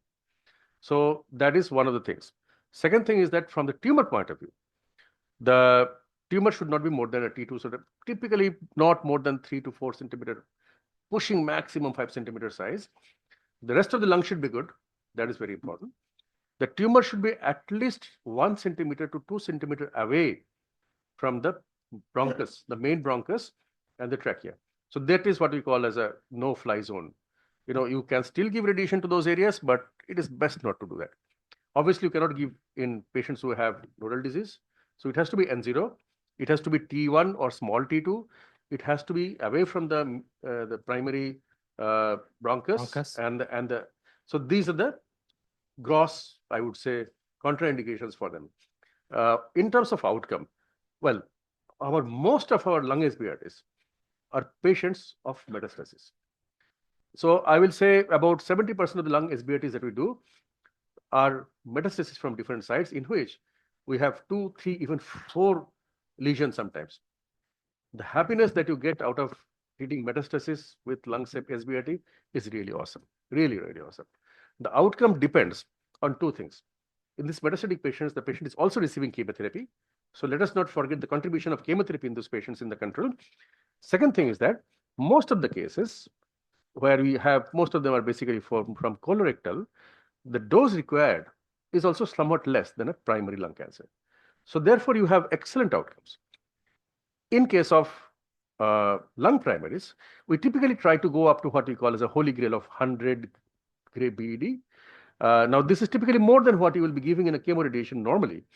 In a chemoradiation, normally a BED is typically 70, 60, and you go to 100, 120, 130 also. With that, if you can achieve that dose, these patients have a 60 to 70% 3-year survival.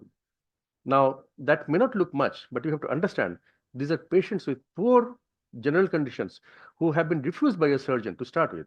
Many of the times the patient died not because of the cancer, because of other comorbid conditions, be it a heart condition, be it a diabetes, and so on and so forth. So that is what trying to answer your question objectively. Thank you. If I can just go back, Yeah. most important decision of a surgery versus SBRT is done in the MDT. Yes, that is So very important. we discuss all cases in the MDT, and if the surgeon says this is a fit patient for a surgery without comorbidities, we are happy to send for surgery.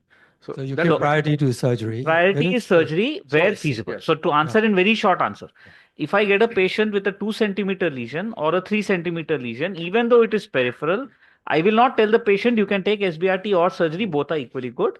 We tell them surgery is the first option. In case you are refused for a surgery for any reason, then we will give you radiation. Probably it will be as good. Yeah. But So wherever possible, surgery is the first choice. So the why we do not have, I mean, if I don't know how many people will be following this discussion, why we do not have very high level of evidence in lung cancer SBRT versus surgery in early lung is because the two trials that came closest, one is the STAR and ROSAL, which was actually accrued by surgeons. And most of the surgeons, they saw a patient who could actually fit into the trial. They were never enrolled into the trial. They were taken up for surgery without running them into the trial. So that is the reason the STAR and ROSAL failed. One is from America and one is from Europe, Holland actually, Rotterdam. There is another trial which was actually being conducted in UK, where the accrual decision was with the radiation oncologist, and large number of patients after the randomization, the ones which were going for surgery after the randomization, they refused to go for surgery and chose to go for radiation. So that trial was also closed and it was never analyzed because of this. So the two best trials which could have answered did not go into actual analysis because of patient bias for one over the other or the doctor's bias over the other. So therefore, keeping the trials data and outcome aside, it is possible same, but if you can send a patient for surgery and if you're reasonably confident that you will be able to pull it off, go for surgery. So the one thing you have to sure is the staging. So what staging technique? So you have practice? to use, we will be definitely staging a patient with a PET CT scan and EBUS guided biopsy from the nodes to see that the patient is a truly node negative patient before you take it up for SBRT. And we do mediastinoscopy. And we do a now. mediastinoscopy So whenever. if it is negative, Mediastinoscopy? mediastinoscopy Really? on table. Still practicing? No. So this is not EBUS done as or- a part of staging. We do a PET scan. Oh. If it is negative, patient is going for a surgery. Yeah. So that time, they will also check that the nodes are really negative. So that's what we do. That is what we have started doing for a few For the patients. patients who are going for surgery. Is Not- EBUS available? Not available? Yeah. It is there. EBUS is So- available everywhere. So first step, if the PET scan is negative and does not show any nodes, you can avoid a a formal mediastinal staging, unless tumor is very large or very central. Yes. So Also- peripheral 2 centimeter tumor, PET negative, we will not do a EBUS formally. 2 centimeter lesion with a nodule with a node, we will do an EBUS, prove it, and then plan the surgery. So these things will be typically coming up on the MDT. MDT. In the MDT, you have typical formats of asking these questions. So the surgeon has to be there, the nuclear medicine guy has to be there, the pulmonologist has to be there, and the radiation oncologist and the medical oncologist will be there. So they will be asking these questions. And then depending on the answers you get, the patient either goes for surgery or for SBRT. One more thing that to add to what he told, and we keep on fighting about this every now and then, is there is an evolving role of FAPI scan in this. In mediastinal staging, FAPI has shown higher sensitivity and specificity in the range of 90% and above, 93, 94% and above, as opposed to 80% in case of PET, FDG PET. Now, FAPI is not very good for the parenchymal disease, but it is very, very good for the mediastinum. So I have started using dual scans for patients who are being taken up for SBRT if the patient is not willing for EBUS. Thank you. Again, bottom line for lung surgery remains that if operable, operate. Yes, if operable, operate. Operate unless you have a node positive, in which case nowadays there's a lot of emerging data on neoadjuvant immunotherapy. So again, it is neoadjuvant immuno plus chemo followed by surgery. So where possible, surgery should be done. Again, the number of patients who can do surgery is probably 20% in our city, in our country, less than 20%. 60% are metastatic, 20% go for CTRT, and maybe 20% go for surgery.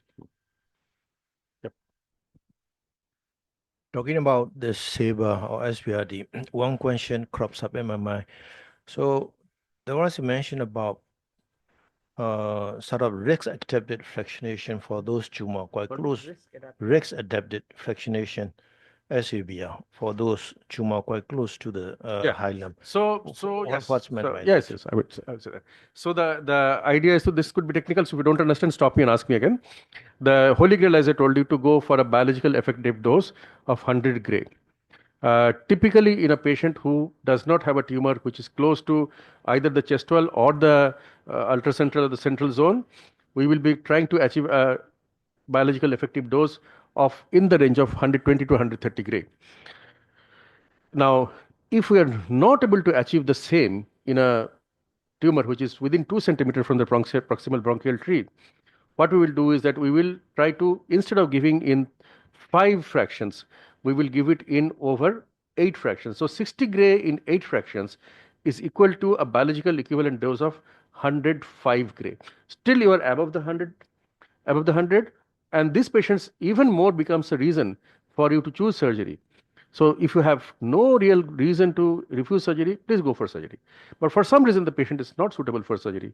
And this is so say 7, 8 years ago, these patients would have been refused for SBRT and there was no way to treat them honestly.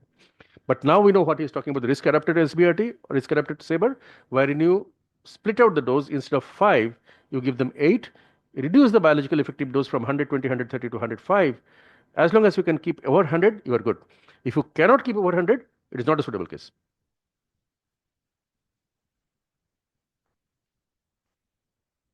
Yep.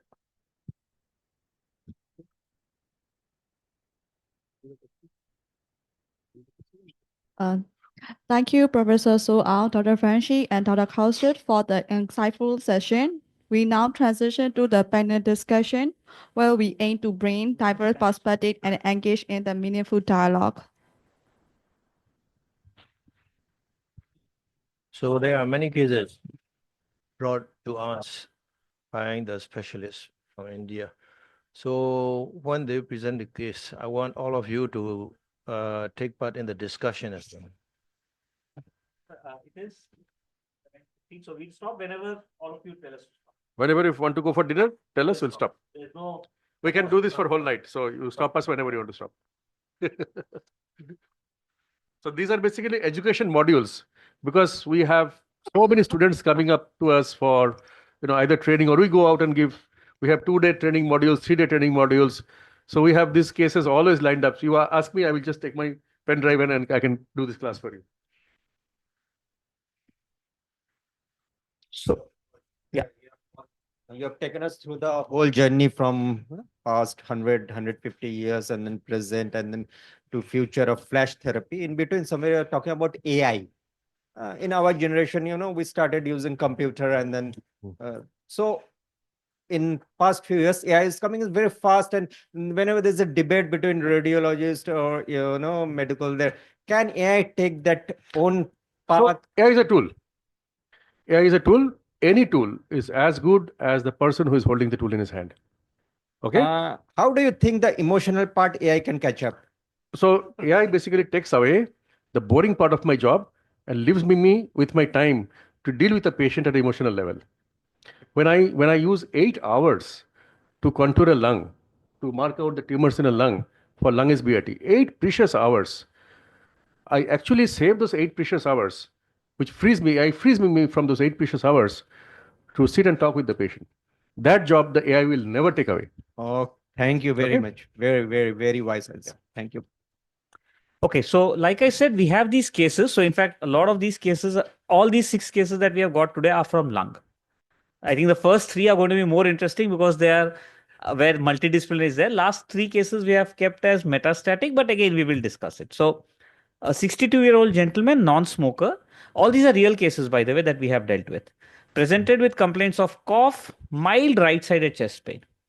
Outside, only a chest X-ray was done and a CT chest was done, which revealed a right-sided lung mass. PS1, no nodes, liver non-palpable, no bony tenderness.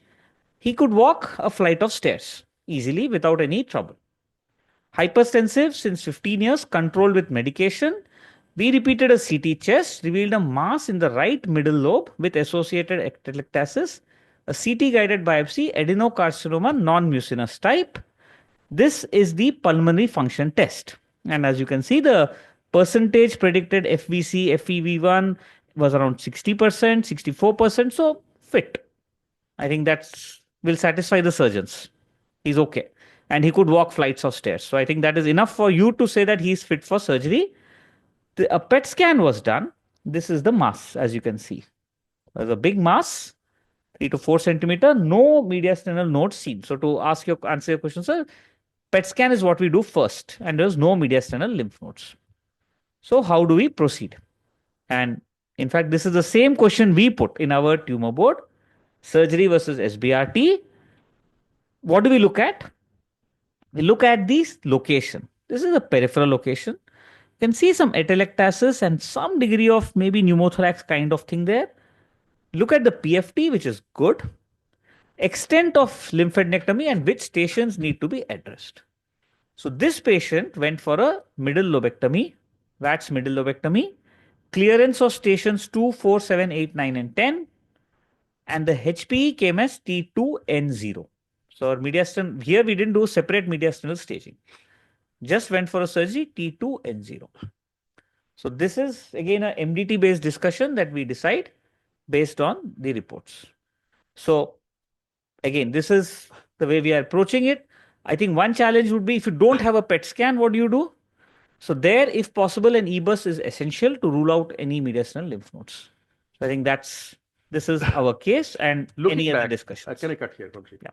Looking back, do you think this was a case which was also suitable for SBRT? You think it was a suitable case for SBRT? Anyone who thinks it was not a case for SBRT? Yeah, please. So there are some disagreement between the case scenario and my opinion. Yep. So let me check the CT result. CT? Yeah, this is the No PET. this is the PET CT. Conventional CT. We did not keep it, sir. This is a CT image of the PET scan. So the first point I like to comment on it is there is no node, no mediastinal node or N0 or probably maybe N1. No. And why don't they do the EBUS and tissue biopsy rather than CT guided? So it is tumor seedling is somewhat possible, and I prefer EBUS biopsy. And if EBUS is not available or EBUS is not practiced, and I would like to straightforward to surgery first and with mediastinal lymphadenectomy rather than getting tissue sampling. Whether it is benign or malignant, the lobectomy is indicated. So that's my opinion.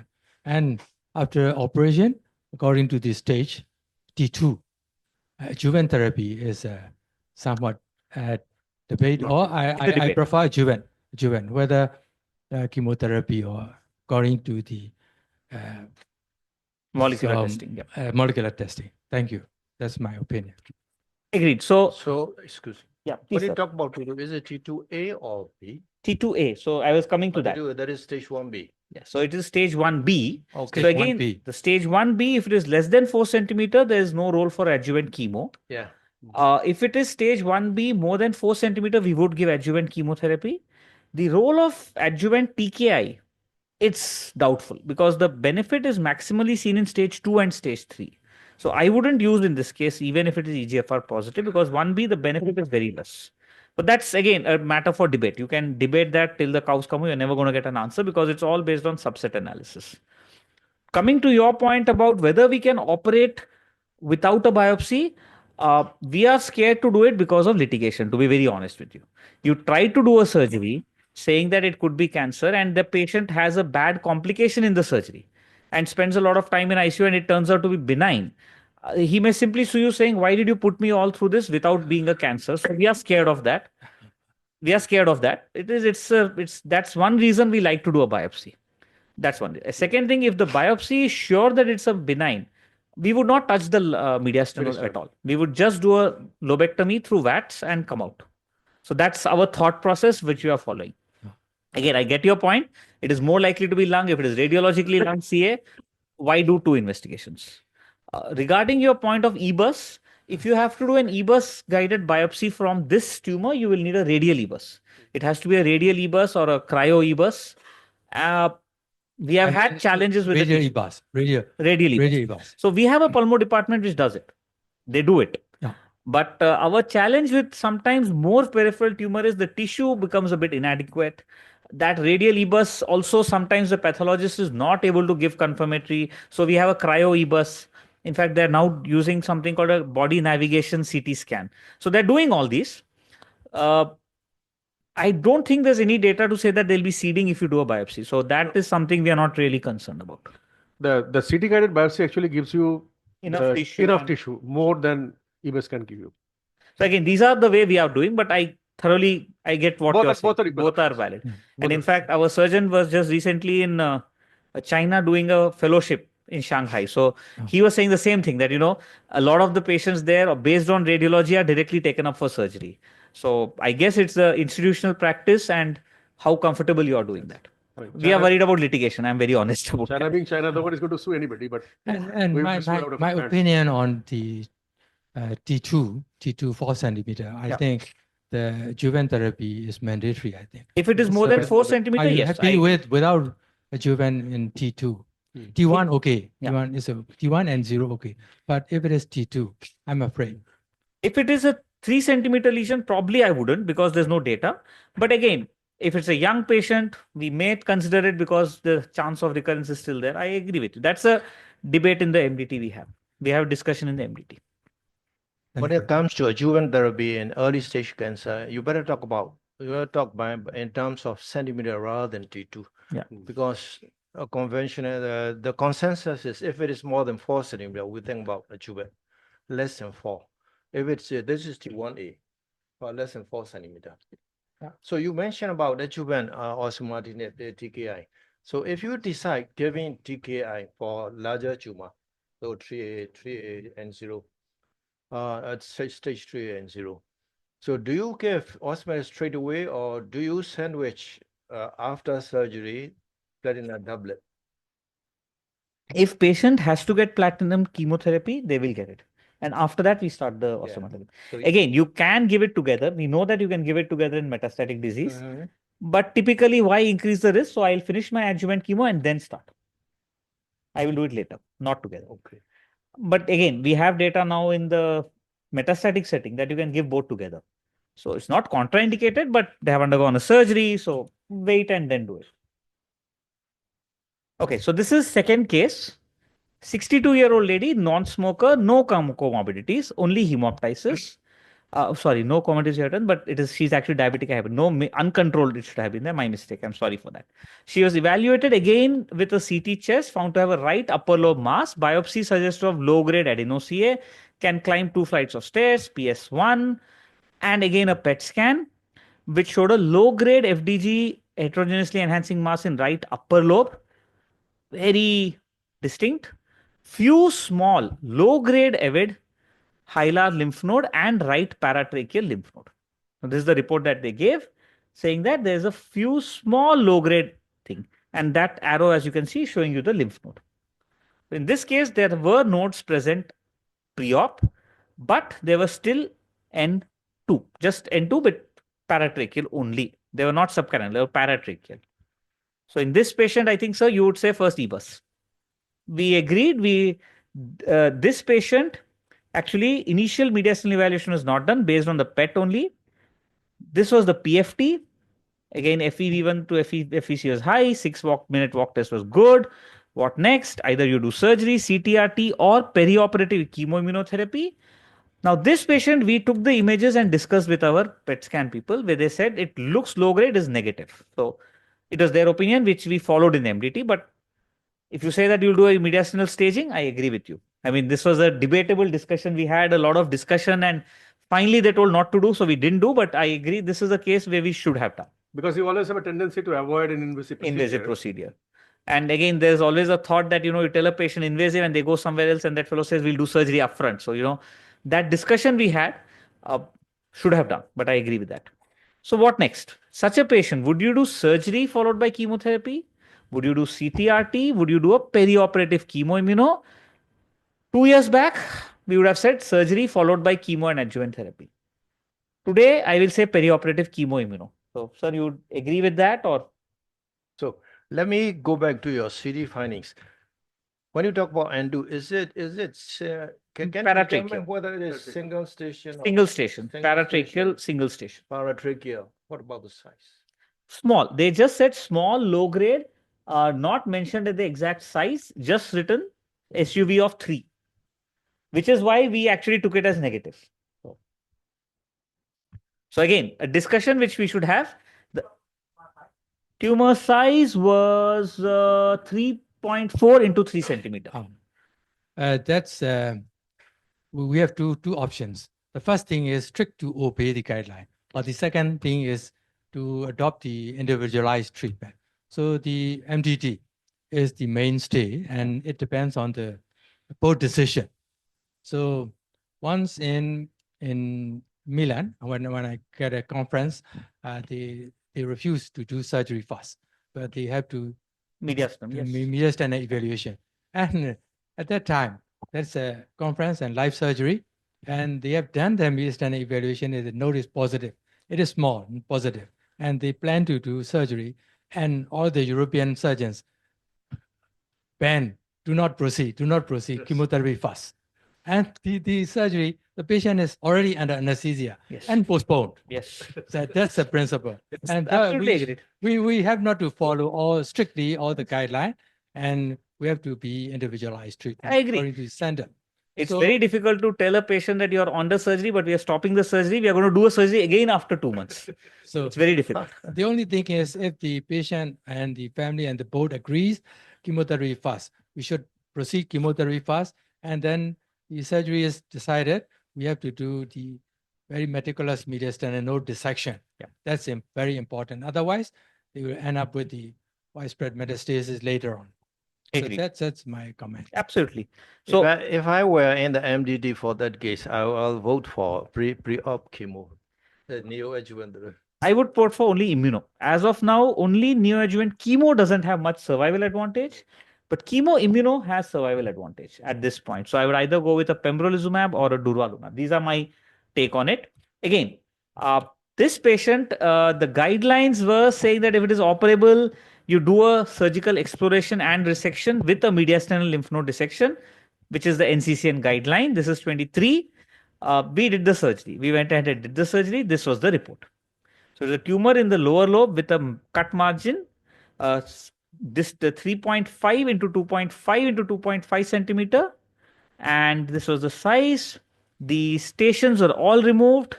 Negative for malignancy in the station 3A, which is somewhere, 3A, it was actually positive. 2 out of 4 lymph nodes had metastatic disease. So again, it was metastatic. We should have done an EBUS at beginning. That was a lesson which we have learned after this. So sometimes you should not listen to your PET scan people. That is, sometimes we have learned that, if they are saying, no, it's negative, it's reactive, you should not believe them. This patient actually had multiple nodes. So he had 4 lymph nodes positive. So if it is 3A, how would you count 3A? Would you count it as ipsilateral or would you count it So as... it is depending on the station, sir. So we have the stations. So based on the station, we will Because decide. 3A is pre-aortic. Correct. Sitting at the center. Correct. So this would become N2. N2. N2. Yeah. N2. And 3 for that stage. And 3 is very N3 would it be? I'm not very sure. clearly opposite. It's Minor. not the opposite. It's station 3A. I don't think it was N. Why is it not moving? 3 is on the bench. So as far as sitting on I the remember, sitting on the tumor is fence. the right side, is it? tumor is on the right. Right side. So 3B is here. 3A is on the right. For the right side tumor, 3A is the- right, sir. yeah. It's on the right side. We have the 3A arrow up there. 3A should be counted N2. as the N2. right side because Right. the right side comes to the left side of the aorta or something like that. Trachea. right. Yeah. The above top picture, the 3A, that's the 3A which was positive. Yeah. So patient had 3A, 1 to 2R, 4R, and 10R. So all were on this side, but it was N2 with 13 lymph nodes positive. Margins were free. That was the only saving grace. But this was a lesson for us in our MDT that, do it. And this is possibly why Dr. Kaushik is saying, let's do the. So, Yeah. so we learned that preoperative chemotherapy is very important. Yes. In every case, whenever possible. So one more question. Have you got any biopsy for this patient? Yes. Mucinous adenocarcinoma. Mucinous. And have you done PDL1? No. In this, before surgery, no. The role of PDL1 for neoadjuvant immuno is all over the place. Mostly it is working in every situation. The PDL1 doesn't matter. So Okay. if it is a adenocarcinoma or a squamous, if you want to give neoadjuvant immuno, chemo immuno, it is working across subsets. You don't need to do a PDL1. We will do it just to be sure, because if you have high PDL1, you're happier, but it is not required. You can even do it in PDL1 0. So this was the case 2, margin negative, and this is the point of discussion. So one thing was, would you give radiation here? And at least I have a radiation oncology department which is very strict and says, no, we will not give radiation because the trials are negative. Unless there's a Positive node Margin. we will not give. Not margin. Positive margin is the only indication where we are giving radiation. So I'm happy that one discussion is over. Systemic, what systemic therapy? We will give systemic chemo. We will give molecular therapy based on the reports. Now we have data to say that if EGFR positive, you have to give EGFR osimertinib. If you have ALK, you should give alectinib. That data is available right now. So that's the point of discussion for us. Next case, 60-year-old female, incidentally detected left upper lobe lesion detected on a routine chest X-ray. If I'm not mistaken, this was the patient who actually was getting some scanning done because she was going abroad, so she got it. CT guided biopsy, adenocarcinoma, PDL1 was done here, sir, 40%.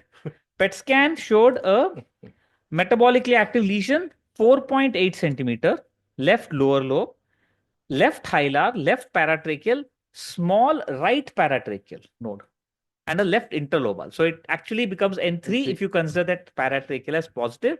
That's the big mass, that little nodes you can see. This is one more node you can see. On the right side, you're not able to pick up the node. So EBUS guided mediastinal staging was done. The right station, that is the opposite side, 11 was positive for malignancy, station 4 was positive for malignancy. Left, station 2, station 4 were positive, MRI brain normal, PFT was still normal. So this is an N3 disease now. So this is a clear-cut N3. So again, for those who are not routinely seeing or are confused, this is the biggest advantage of a mediastinal staging. You make something N3. This case, what next? And would any surgeon want that if I say, okay, I'll give my chemo immuno and shrink it, would you operate? You would. Okay. Reevaluate again. Reevaluate again after chemotherapy. Or 3 or 4 cycles, or even after 6 cycles. Okay. It depends on response. If there is no response, I don't. Okay. We planned for a clear-cut stage CTRT here, and we gave CTRT, and we followed up with durvalumab maintenance. So that's what we did. CTRT because it was opposite side N3. Can we do in N3? The data is very limited. The best data for neoadjuvant is for single station N2, like sir was saying, or even a subcarinal single node is there, we can still consider after neoadjuvant. But for opposite side, typically we are not doing. So that's. Any radiation oncologists in the community, in the audience here? I don't think so. Wow. Okay. So CTRT is what we did. Yes. Right. So, yeah. In your country, is durvalumab reimbursed? Which one? Durvalumab. No. So again, durvalumab will not be reimbursed under government schemes. But if the patient has a private insurance, the way it works in India is if the patient has taken a big premium, that premium is big enough to cover the durvalumab, we'll give durvalumab.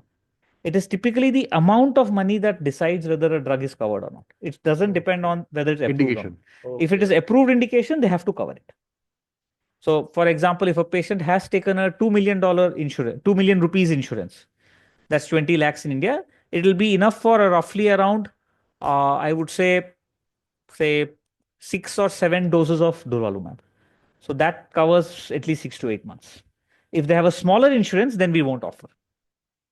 So if insurance cover about 6 or 7 doses, it will only cover about 3 months or 4 months. 5 to 6 months, once in a month. Once in a month. You give one month. So then what we do is the recommendations would 1 year. Once 1 year. every 2 weeks, isn't it? No, once every 4 weeks. Durvalumab is once in 4 weeks. 1 year. 1 year. So 12 doses. But what we do in such cases is pembrolizumab, even though the data is a bit sketchy, it's only a phase 2 study, the Hoosier study, we end up giving that because that costs less. We do that. This is stage case 4, 49-year-old lady with a cough, lung mass, multiple mediastinal nodes, a hilar mass, again NSCLC, IHC adenocarcinoma, a brain MRI is showing lesion in the brain. So that's the lesion in the brain. Now this sort of a patient is a purely metastatic disease. There are pleural nodules, there's a brain metastasis, bilateral brain mets.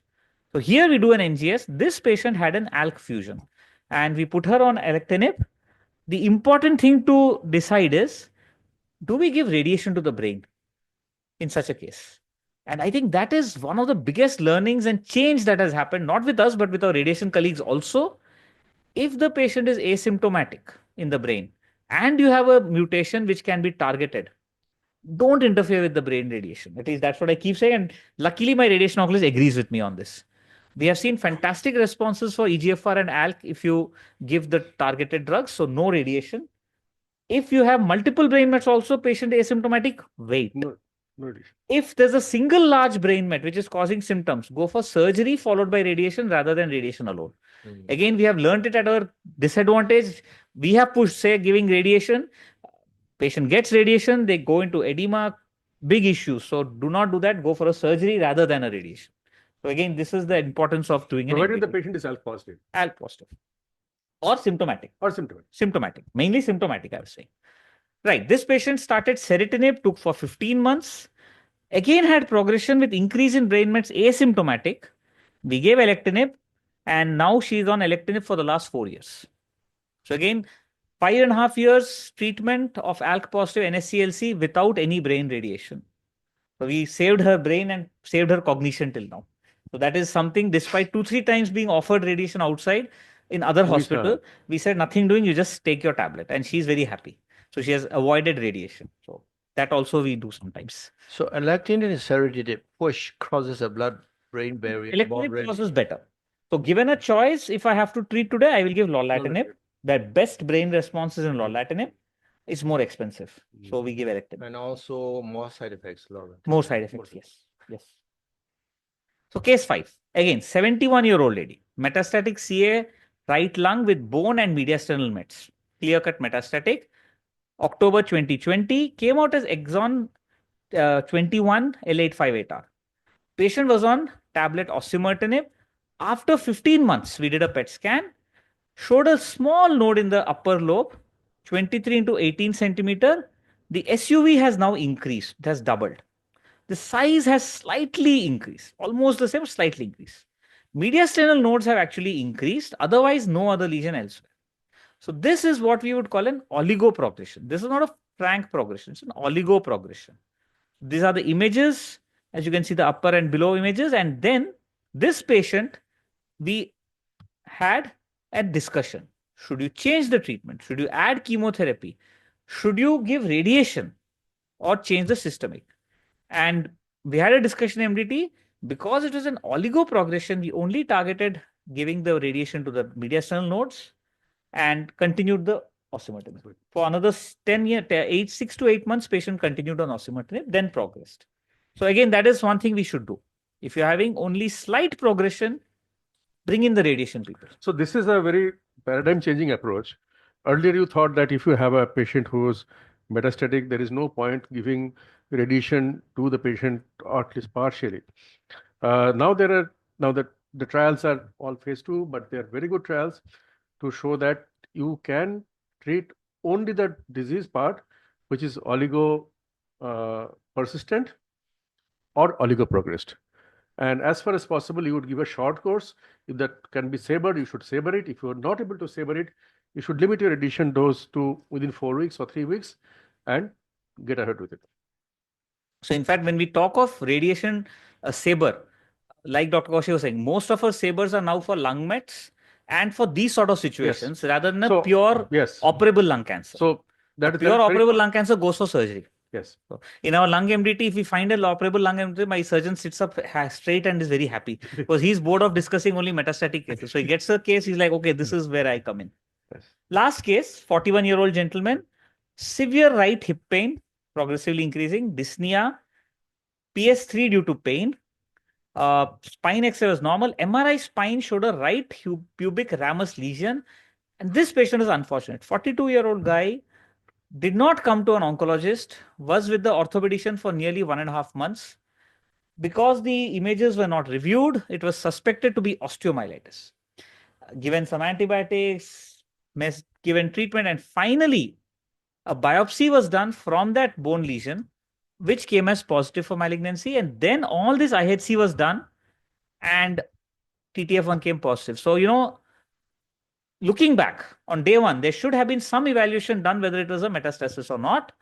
1.5 months later, there's the PET scan showing a nice big lesion there in the lung. So it was actually a metastatic lung, which was misdiagnosed to begin with. So it happens, it's unfortunate. Now this patient is a stage 4 NSCLC adenocarcinoma. The challenge was the biopsy from the bone is not good enough to do molecular testing. We did a cell block of the TBNA, which again showed very limited tissue.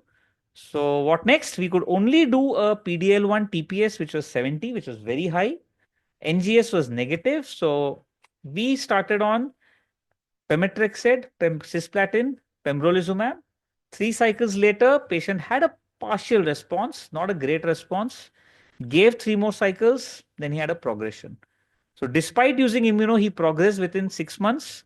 Unfortunately, a lot of family issues, did not complete treatment, did not come back for treatment for 3 months, gave PAL-RT, and then patient succumbed just 2 months back.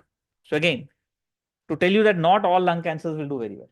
There are still these stage 4s who do badly. And a young patient who did badly, it was something we did not really want. In a PDL1 of 70, did not respond very well to immunotherapy. So that also happens. If it was a squamous, we would have done the same.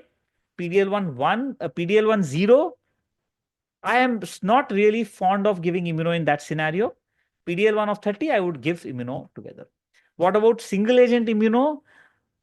More than 50 PDL1, guidelines say you can give it.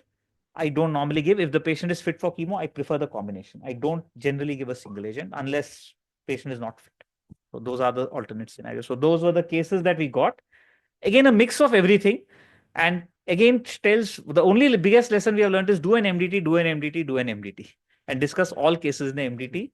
That really changes your approach. So those are the cases. Good, sir. Very nice interaction. Okay, good. So any more question or discussion? Teaching us you may.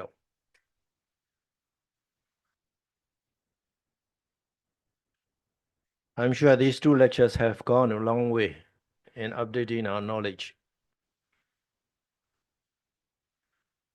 So, any more question or comments?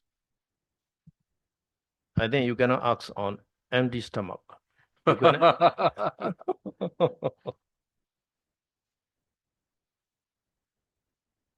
Now, I would like to invite Professor Su Ao and Dr. Van Shi to unveil the product, and also Dr. Kosis and Ms. Suti.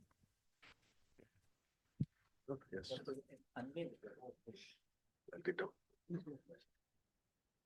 Please join us to unravel the brand. Okay.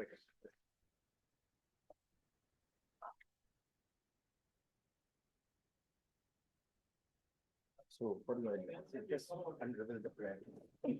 What is that? It's yeah, unravel the brand, please.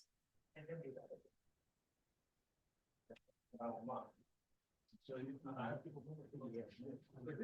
okay. Oh, yes.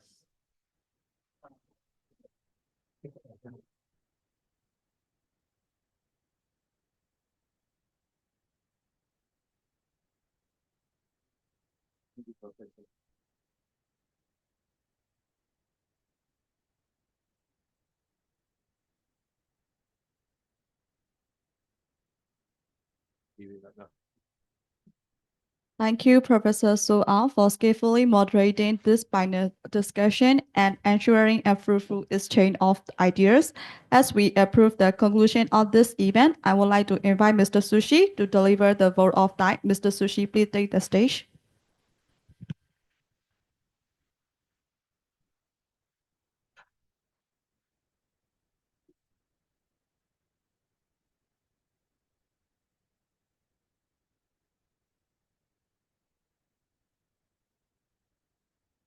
Good evening, all guests, esteemed speaker, and dear colleagues. As we have concluded today, Enlighten Symposium Paclitaxel for Precision Power Progress, the power of Paclitaxel with the cutting edge of nanotechnology. It's my privilege to deliver the vote of thanks. I will also thanks to our Professor Soong and Dr. Vamsi and Dr. Kausik Bhattacharya for their keynotes for Paclitaxel advanced transportive impacts for medical sciences. And also I am thank you to Panacea Biotech team and AIG teams. And thank you to all of our guests and all of online guests also there. And thanks to all of colleagues. Thank you. It's time for dinner. Thank you. Please we continue. So thank you, Mr. Sushi, for the helpful vote of thanks. With this, we come to the end of today's agenda. On behalf of the organization communities, I extend my gratitude to all the speakers, delegates, and the attendees for making this event a success. Have a great day ahead. Thank you.